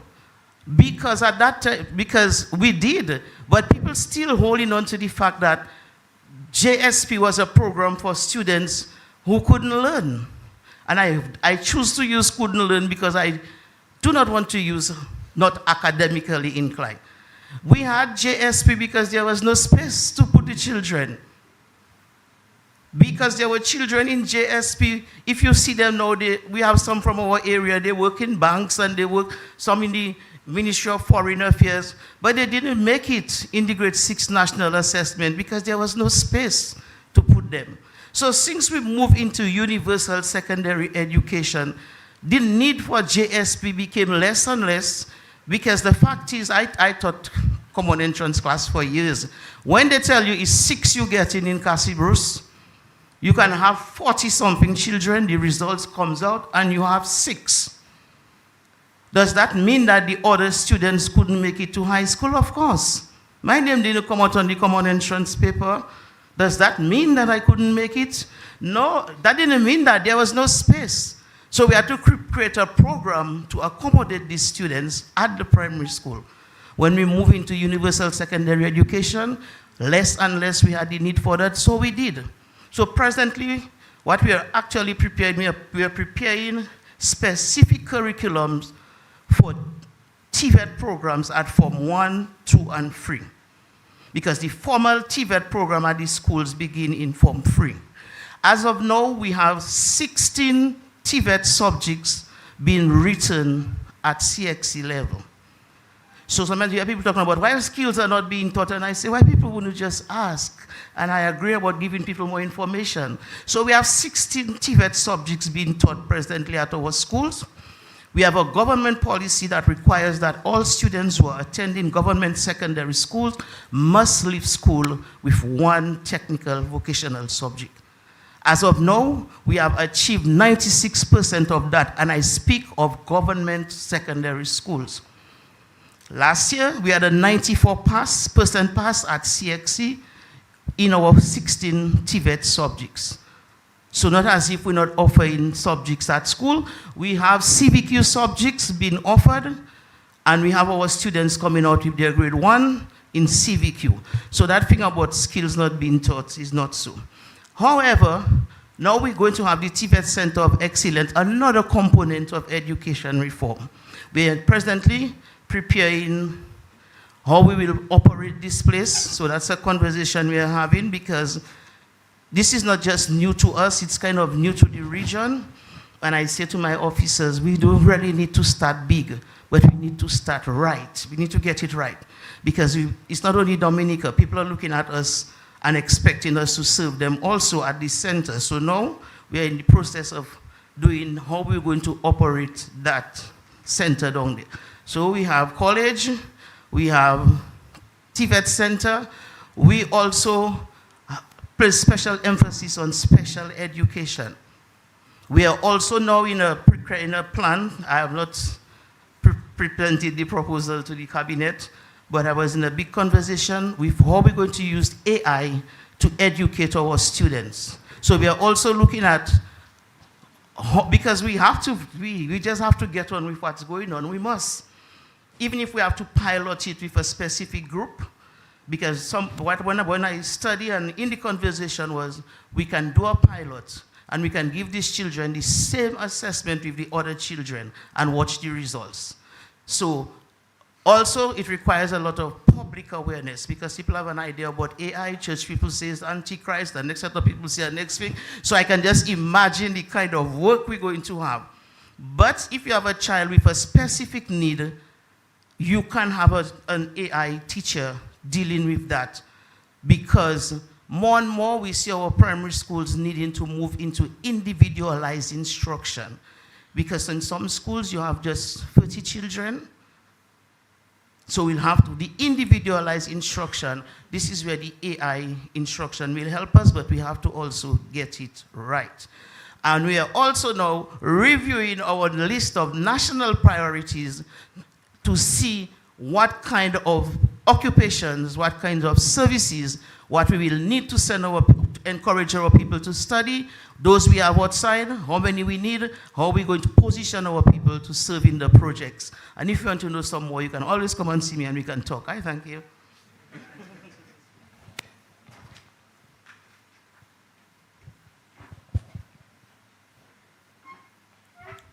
Morning, everyone. Regarding your question, whether we should bring the threshold up from 150 to maybe 200, 250, 300, granted, we understand the situation in terms of cost of living, etc. However, if we were to bring it up, there are a few things we have to consider. It's not as simple as this. So here if we bring it up, what it means, more people will shop online. What it means, less people will buy locally. So you have to consider the local stores as well. So it's not just a matter of bringing it up to make it easier and make it easier for people, but we have to consider we have the local store owners here as well. So we must consider those things. Apart from this though, bringing it up, it just means more money going out of the country as well. That's the second point.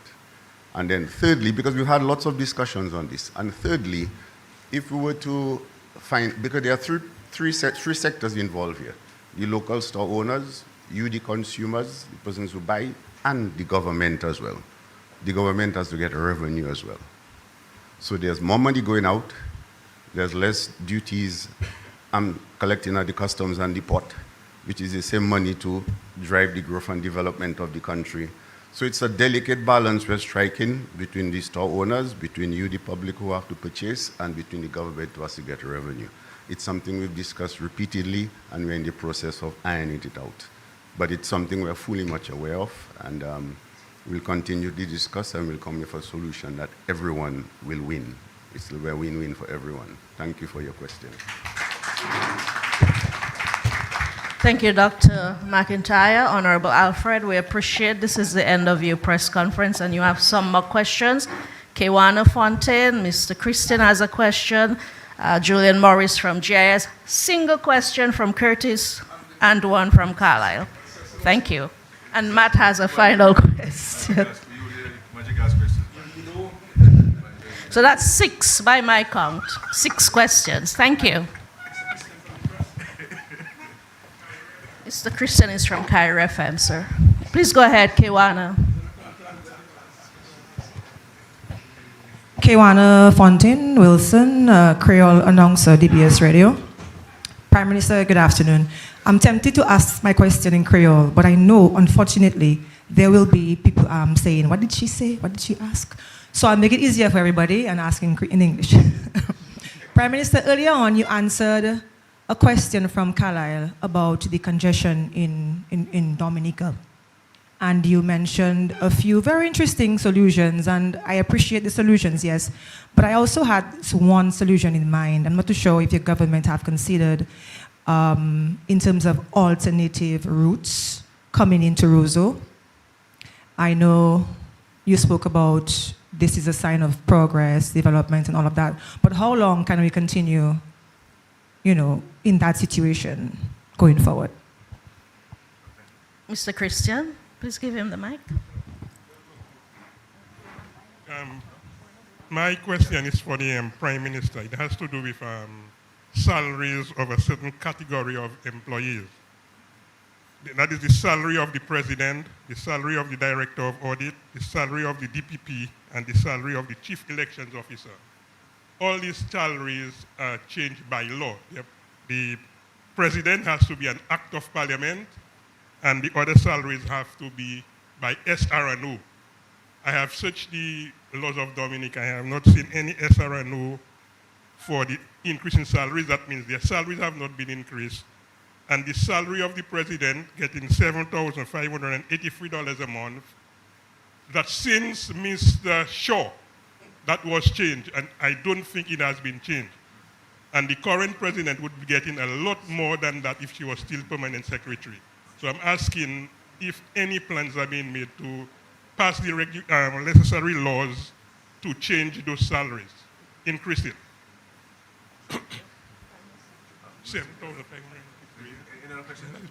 From Julian Morris. Yes, good afternoon, everyone. First of all, I think my first question is for PM. Usually when we consider development projects in Dominica, people tend to consider them in isolation. Okay, we're building an international airport. There's a potential port development that's coming, and so on and so forth and so on. But what I would ask PM to do for us is, because I know government doesn't really do these projects in isolation, and there's a plan. So perhaps you can give us, PM, the picture you have in mind, what you have envisioned for the country when you take these projects collectively, combined, the combined potential economic impact of these projects to include geothermal, etc.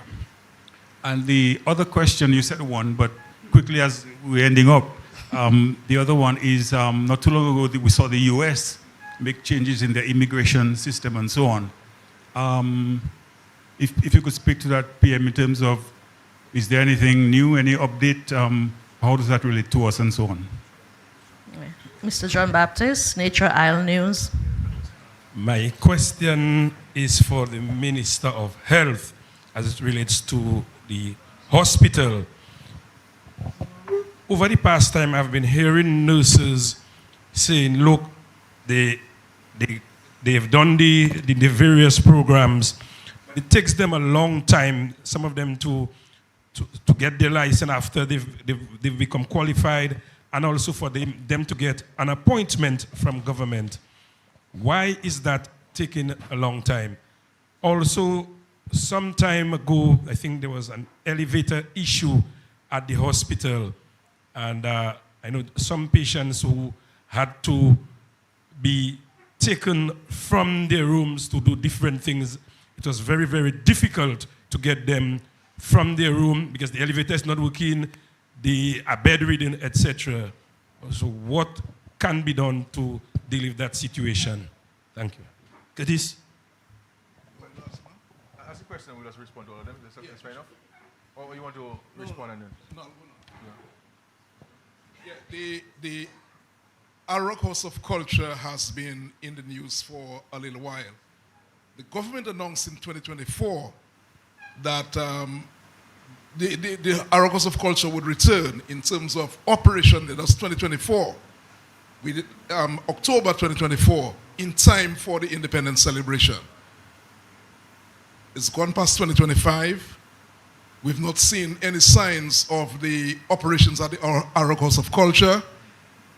The Minister for Culture, I'm sure she's somewhere around, Greta, I'm sure she's somewhere around, may want to tell us what is the latest. Because the people in the arts, they're very concerned. They're talking about the use of the Arok House of Culture. Any updates as to when we will see operations there once again? By the way, it's 8 years now. Cassidy? I'll let the Minister of Health respond to the question and I'll wrap up my responses.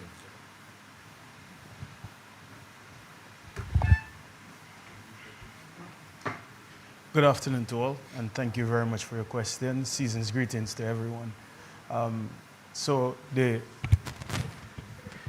We had a technical challenge with the elevator. One of the doors was affected for some time, but only to let you know that very quickly our engineering department went into action to address the situation. The elevator is, for the most part, maintained by our staff at the hospital. However, there's seeing that the maintenance of elevators is very specialized, then there's a team out of St. Lucia that is engaged for the routine maintenance of the elevator.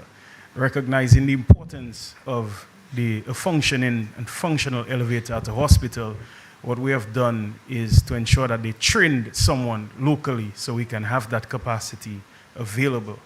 So we have someone available who is associated with the company to ensure that we can have quick interventions to ensure that it is functional. In addition to that, of course, for contingency, we do not depend on the elevator solely to provide access to any of the floors or the wards. So, of course, we utilize a ramp, and there are certain access points that we use. Of course, it's longer, a minute, a second in healthcare is critical, so we are fully aware of that, but it is something that we continue to address routinely. As it relates to the issue of the nurses, last year we would note, if we were to check the records in the government, this is the time period in our history that we have appointed more nurses than anything. In the Ministry of Health alone, almost 100 people were appointed. That's how seriously we address the issues as it relates to human resource capacity. We have been addressing the nurse attrition issues. Our numbers have been lower than ever when we go back to 1984. That shows direct strategic interventions and investments by this government into our people and building capacity. Of course, as it relates to the time period in which nurses are recruited through our government system, there are 2 nursing schools here in Dominica. The exam is done. The regional nursing body exam is issued. They are required to pass that exam, after which they are to apply to the nursing council. Oversight is given by the Minister of Health and the ministry, but there is that body who is responsible for reviewing their application, checking their exam results, and so on. But from the moment they are granted that licensure, we ensure that through the office of the principal nursing officer that we respond very quickly. So it is more than just merely just passing the exam or completing the course of study at either of the facilities, but there's a process. But more than anything, we ensure that there's quick turnaround time from the moment that they have the requisite qualifications and they apply to ensure that they are absorbed within the Ministry of Health, Wellness and Social Services. Thank you very much.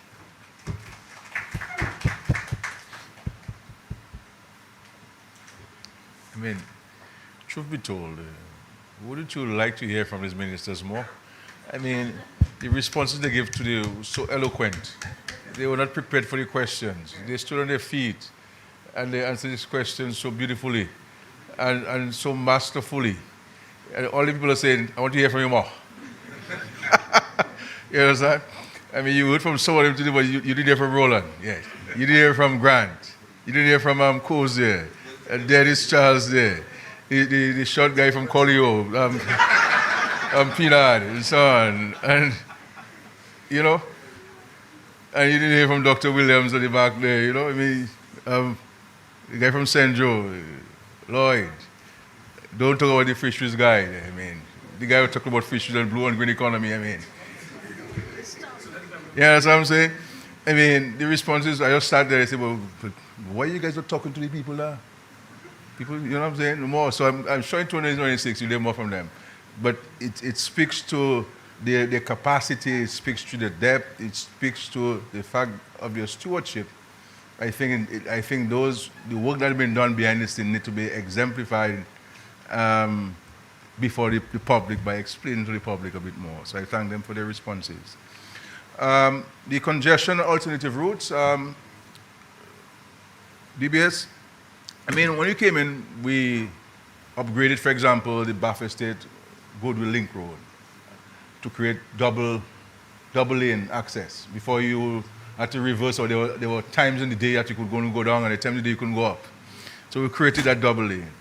We did also the link road on Rose Street to the Windsor Park, a road that people said was impossible. When I said that we were going to do the road on the bridge, people said, well, what are you going to do the road on the bridge? We had to climb about 150 steps. There's no way you could do that road and see the road how it has enhanced it.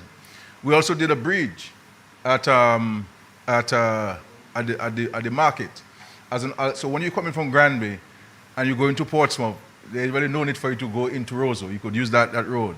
Or you could use the Bath Estate Road and go up Goodwill and get out of town. And we also enhanced the West Bridge. The West Bridge was a single lane, I believe, at the time. We've done it a double lane so that vehicles can get out of town. So if you go in Goodwill, you take to the right. If you go into Portsmouth, you take to the left and you get out of town. So we continue improving those access.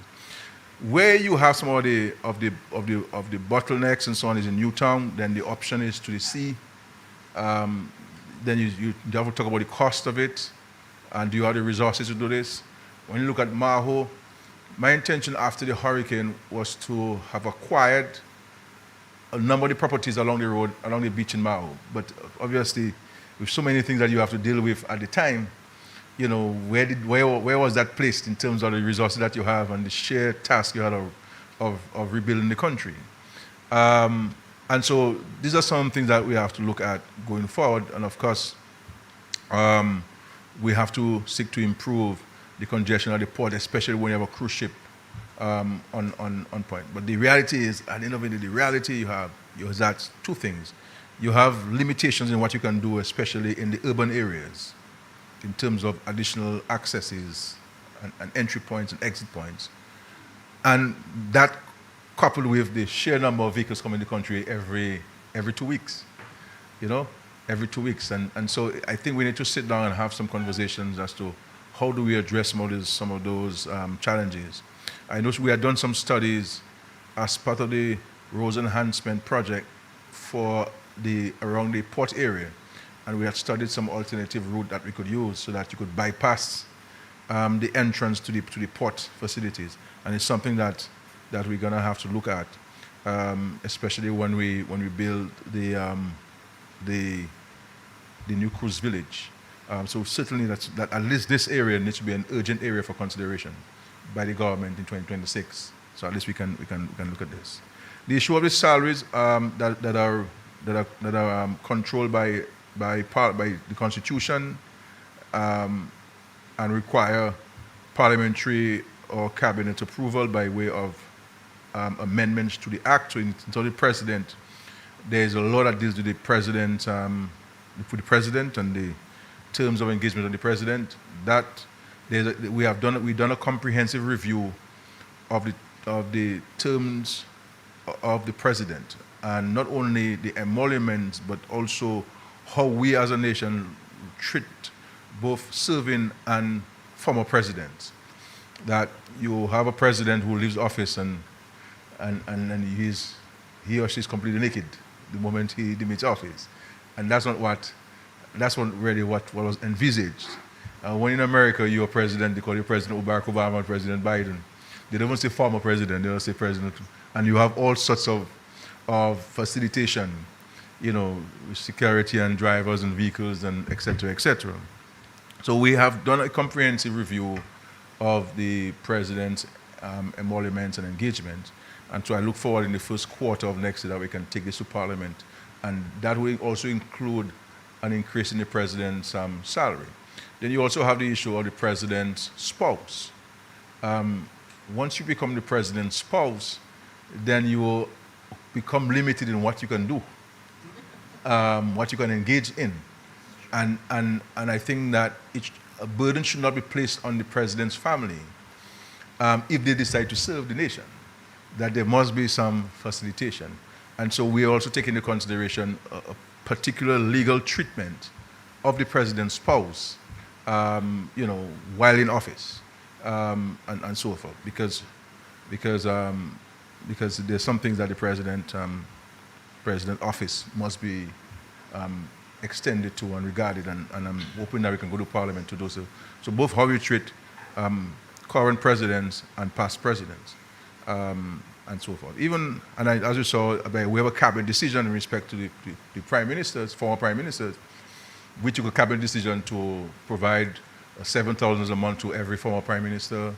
You have a driver, you have a helper at the house, and in some cases they have a vehicle, and we've extended that to remove all the duties and taxes on a vehicle imported. And what we have done, because we learned that experience with Patrick John's wife in a particular case, that once the president dies, then all of this stuff ends.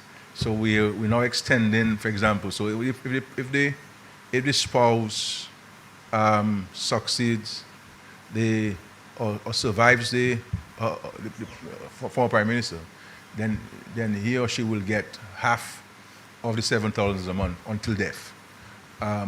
Because once you are a spouse or a prime minister, you have the equal burden of the office and the impositions of the office.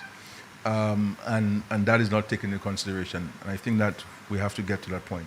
So, in respect to the president, that will be done. In respect to the director of audit, in 2024, there was an SRO. It may need to be updated because of some of the changes, so that will be done. And in terms of the chief election officer, there was a change of salary for the chief election officer. And as you know, we also took a decision to change the retirement date for the director of audit and the chief election officer, because as it was before, the chief election officer had to demit office at age 55, and that was changed during the process of the electoral reform. Okay, so we have taken note of those points.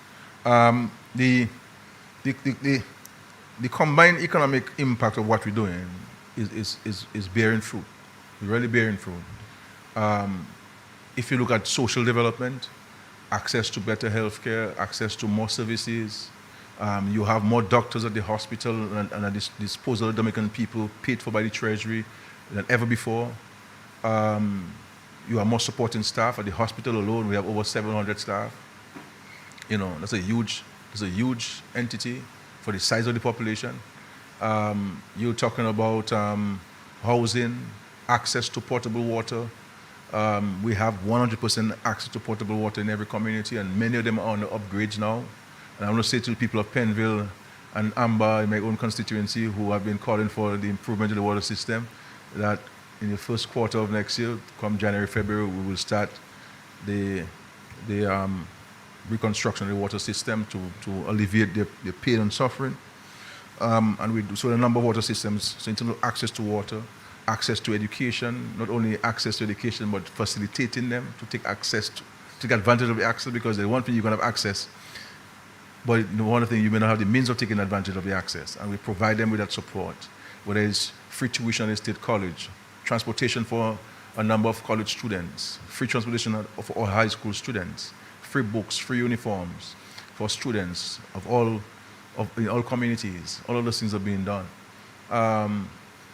Improve amenities at the community level, roads and etc., and farm roads, and investment in small businesses, investment in agriculture. We see the difference. Investment in tourism. You know, Mr. Morris, at some point we'll criticize, people say we're spending too much money in hotels, we've been too many hotel rooms. But we don't have enough hotel rooms now to accommodate people coming in. People say that we were spending money in night landing at the airport, but we see the difference, the extension of the runway, lights, and the grooving of the runway. American Airlines will have 2 flights a day next couple of days. When will they start then? Today, so 2 flights will come every day. They do not trial run because there's a demand. You know what I'm saying? So we're saying this, we had the biggest Creole festival ever.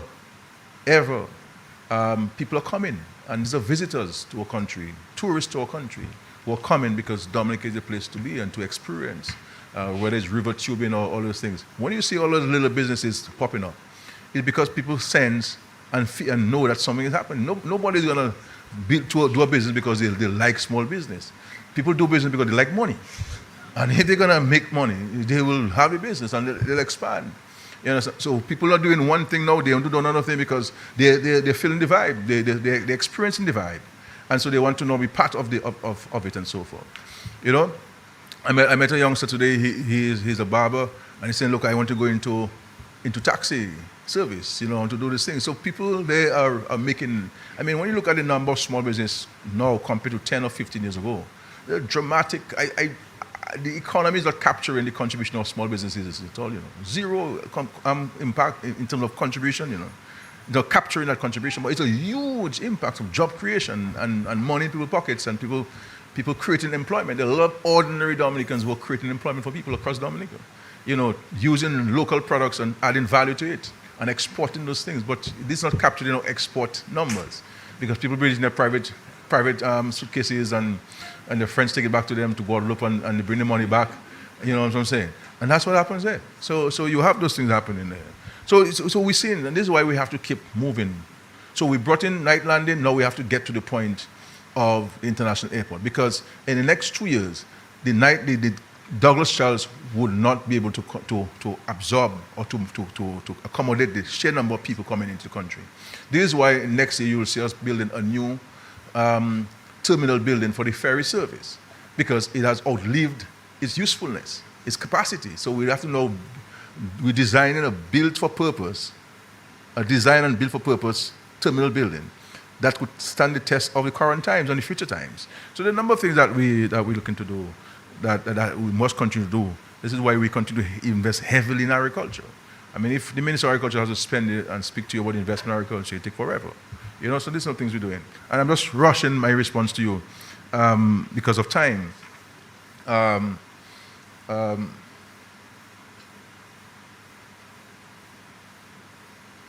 Yeah. And then we have the final question, immigration system. I have advocated to the government that we need to free up this immigration system in the country. And this idea of visas, we can't be going and ask people for visa free to our country and we have visa to our country. It doesn't make sense to me. You see what I'm saying? We have to facilitate movement of people. And there are security systems. There's advanced passenger information system that you know who's coming before the plane has landed. There's a sharing. There's a framework and architecture where you share information on people of interest. And I think that we have to move and get all of these visas that we have imposed on other countries, the citizens of other countries, to be removed, and to first people come in the country, you know. And I'm hoping that in next year the government could see why I'm saying that, and the government could agree with me and do it. And then the agriculture. My personal preference was to build a new building.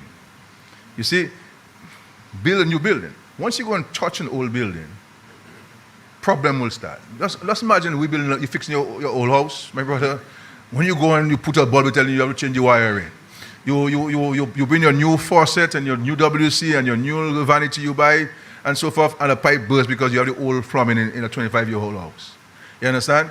When you fix in the thing, you have to take out all the plumbing, throw it away. You have to redo the electrical because now with modern lighting we're talking about, that arc was wired in the 80s.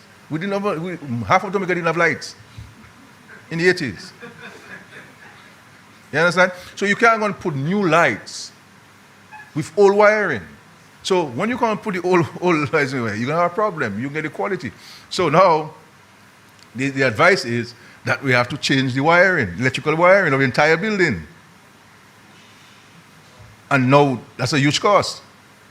But I believe that I'm a history student. So I appreciate history. I got the history prize at grammar school, I got the history prize at college. So I know history and I appreciate history.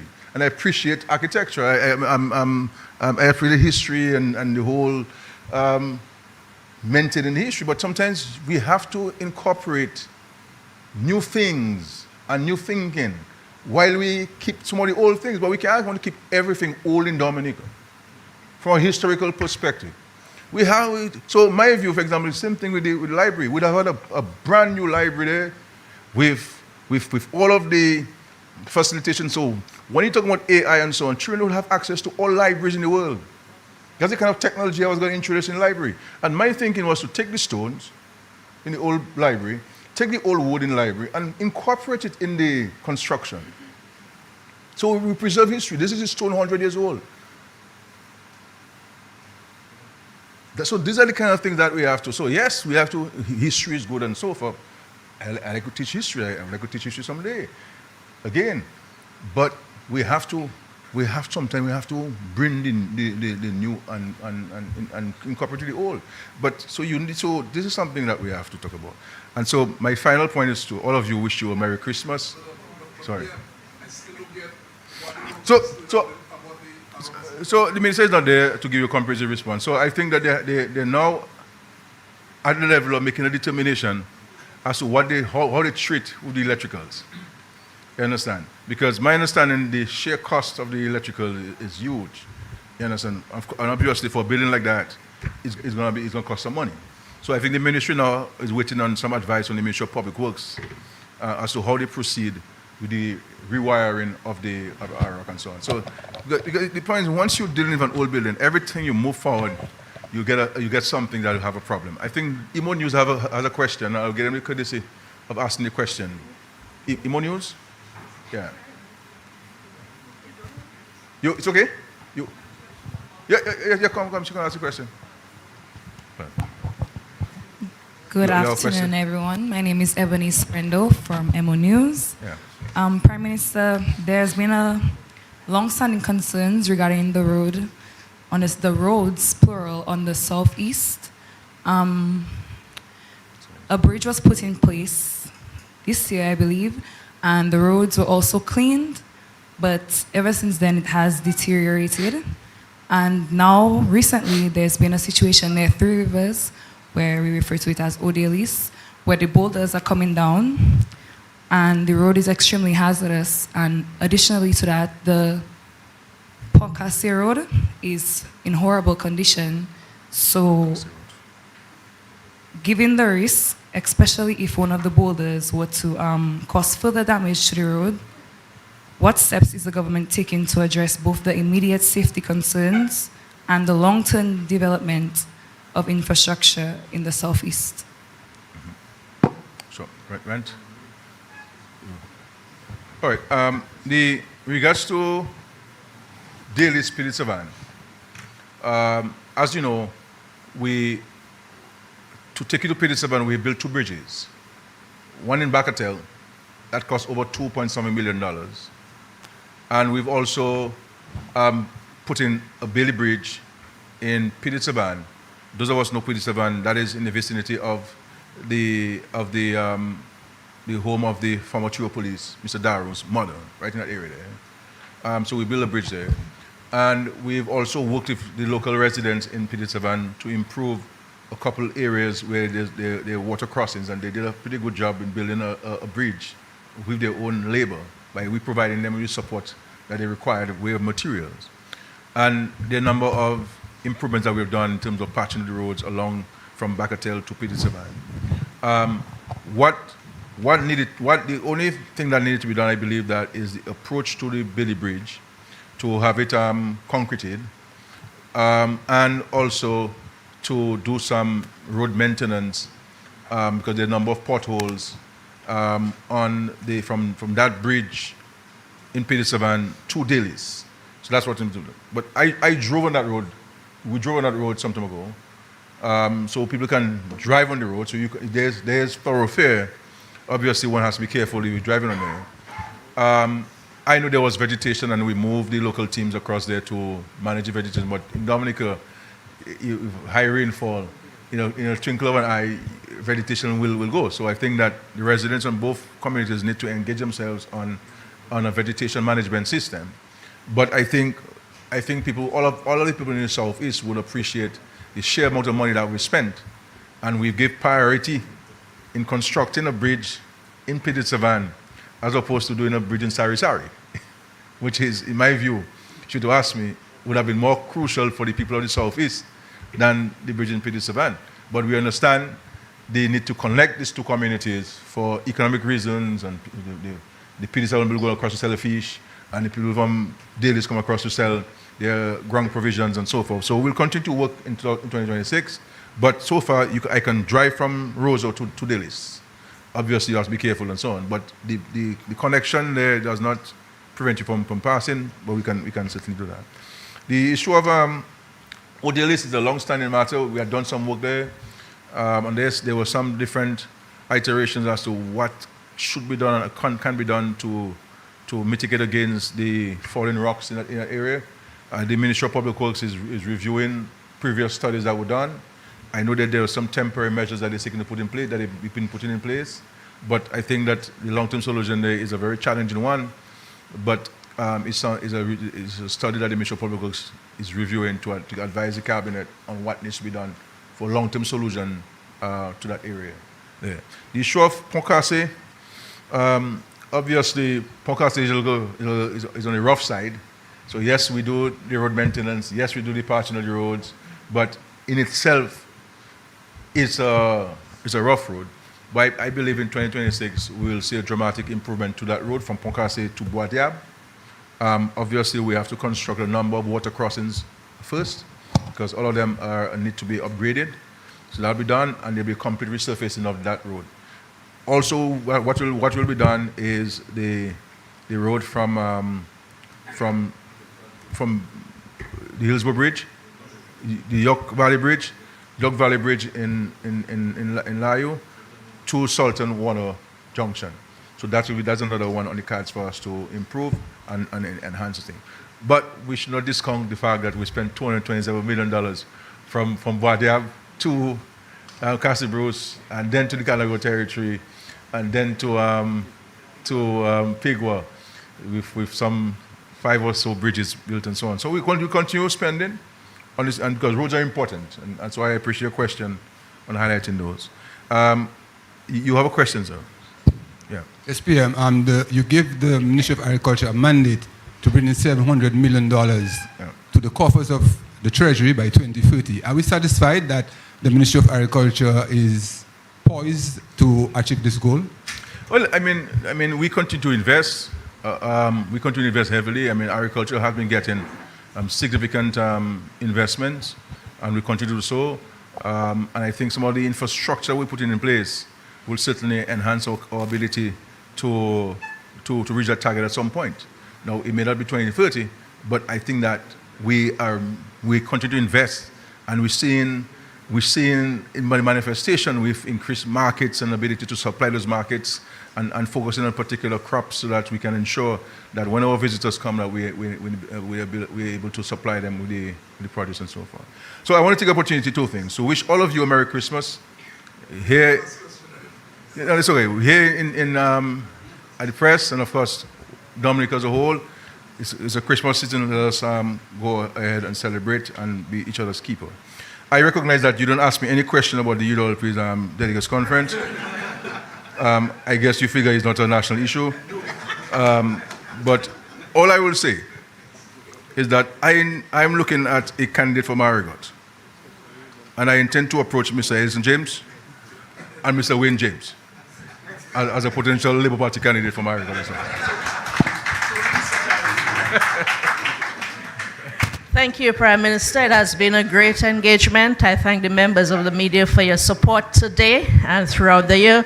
We look forward to engaging with you in the new year, and I'm looking at the government ministers. You will be hearing more from them moving ahead into 2026. Merry Christmas, everybody.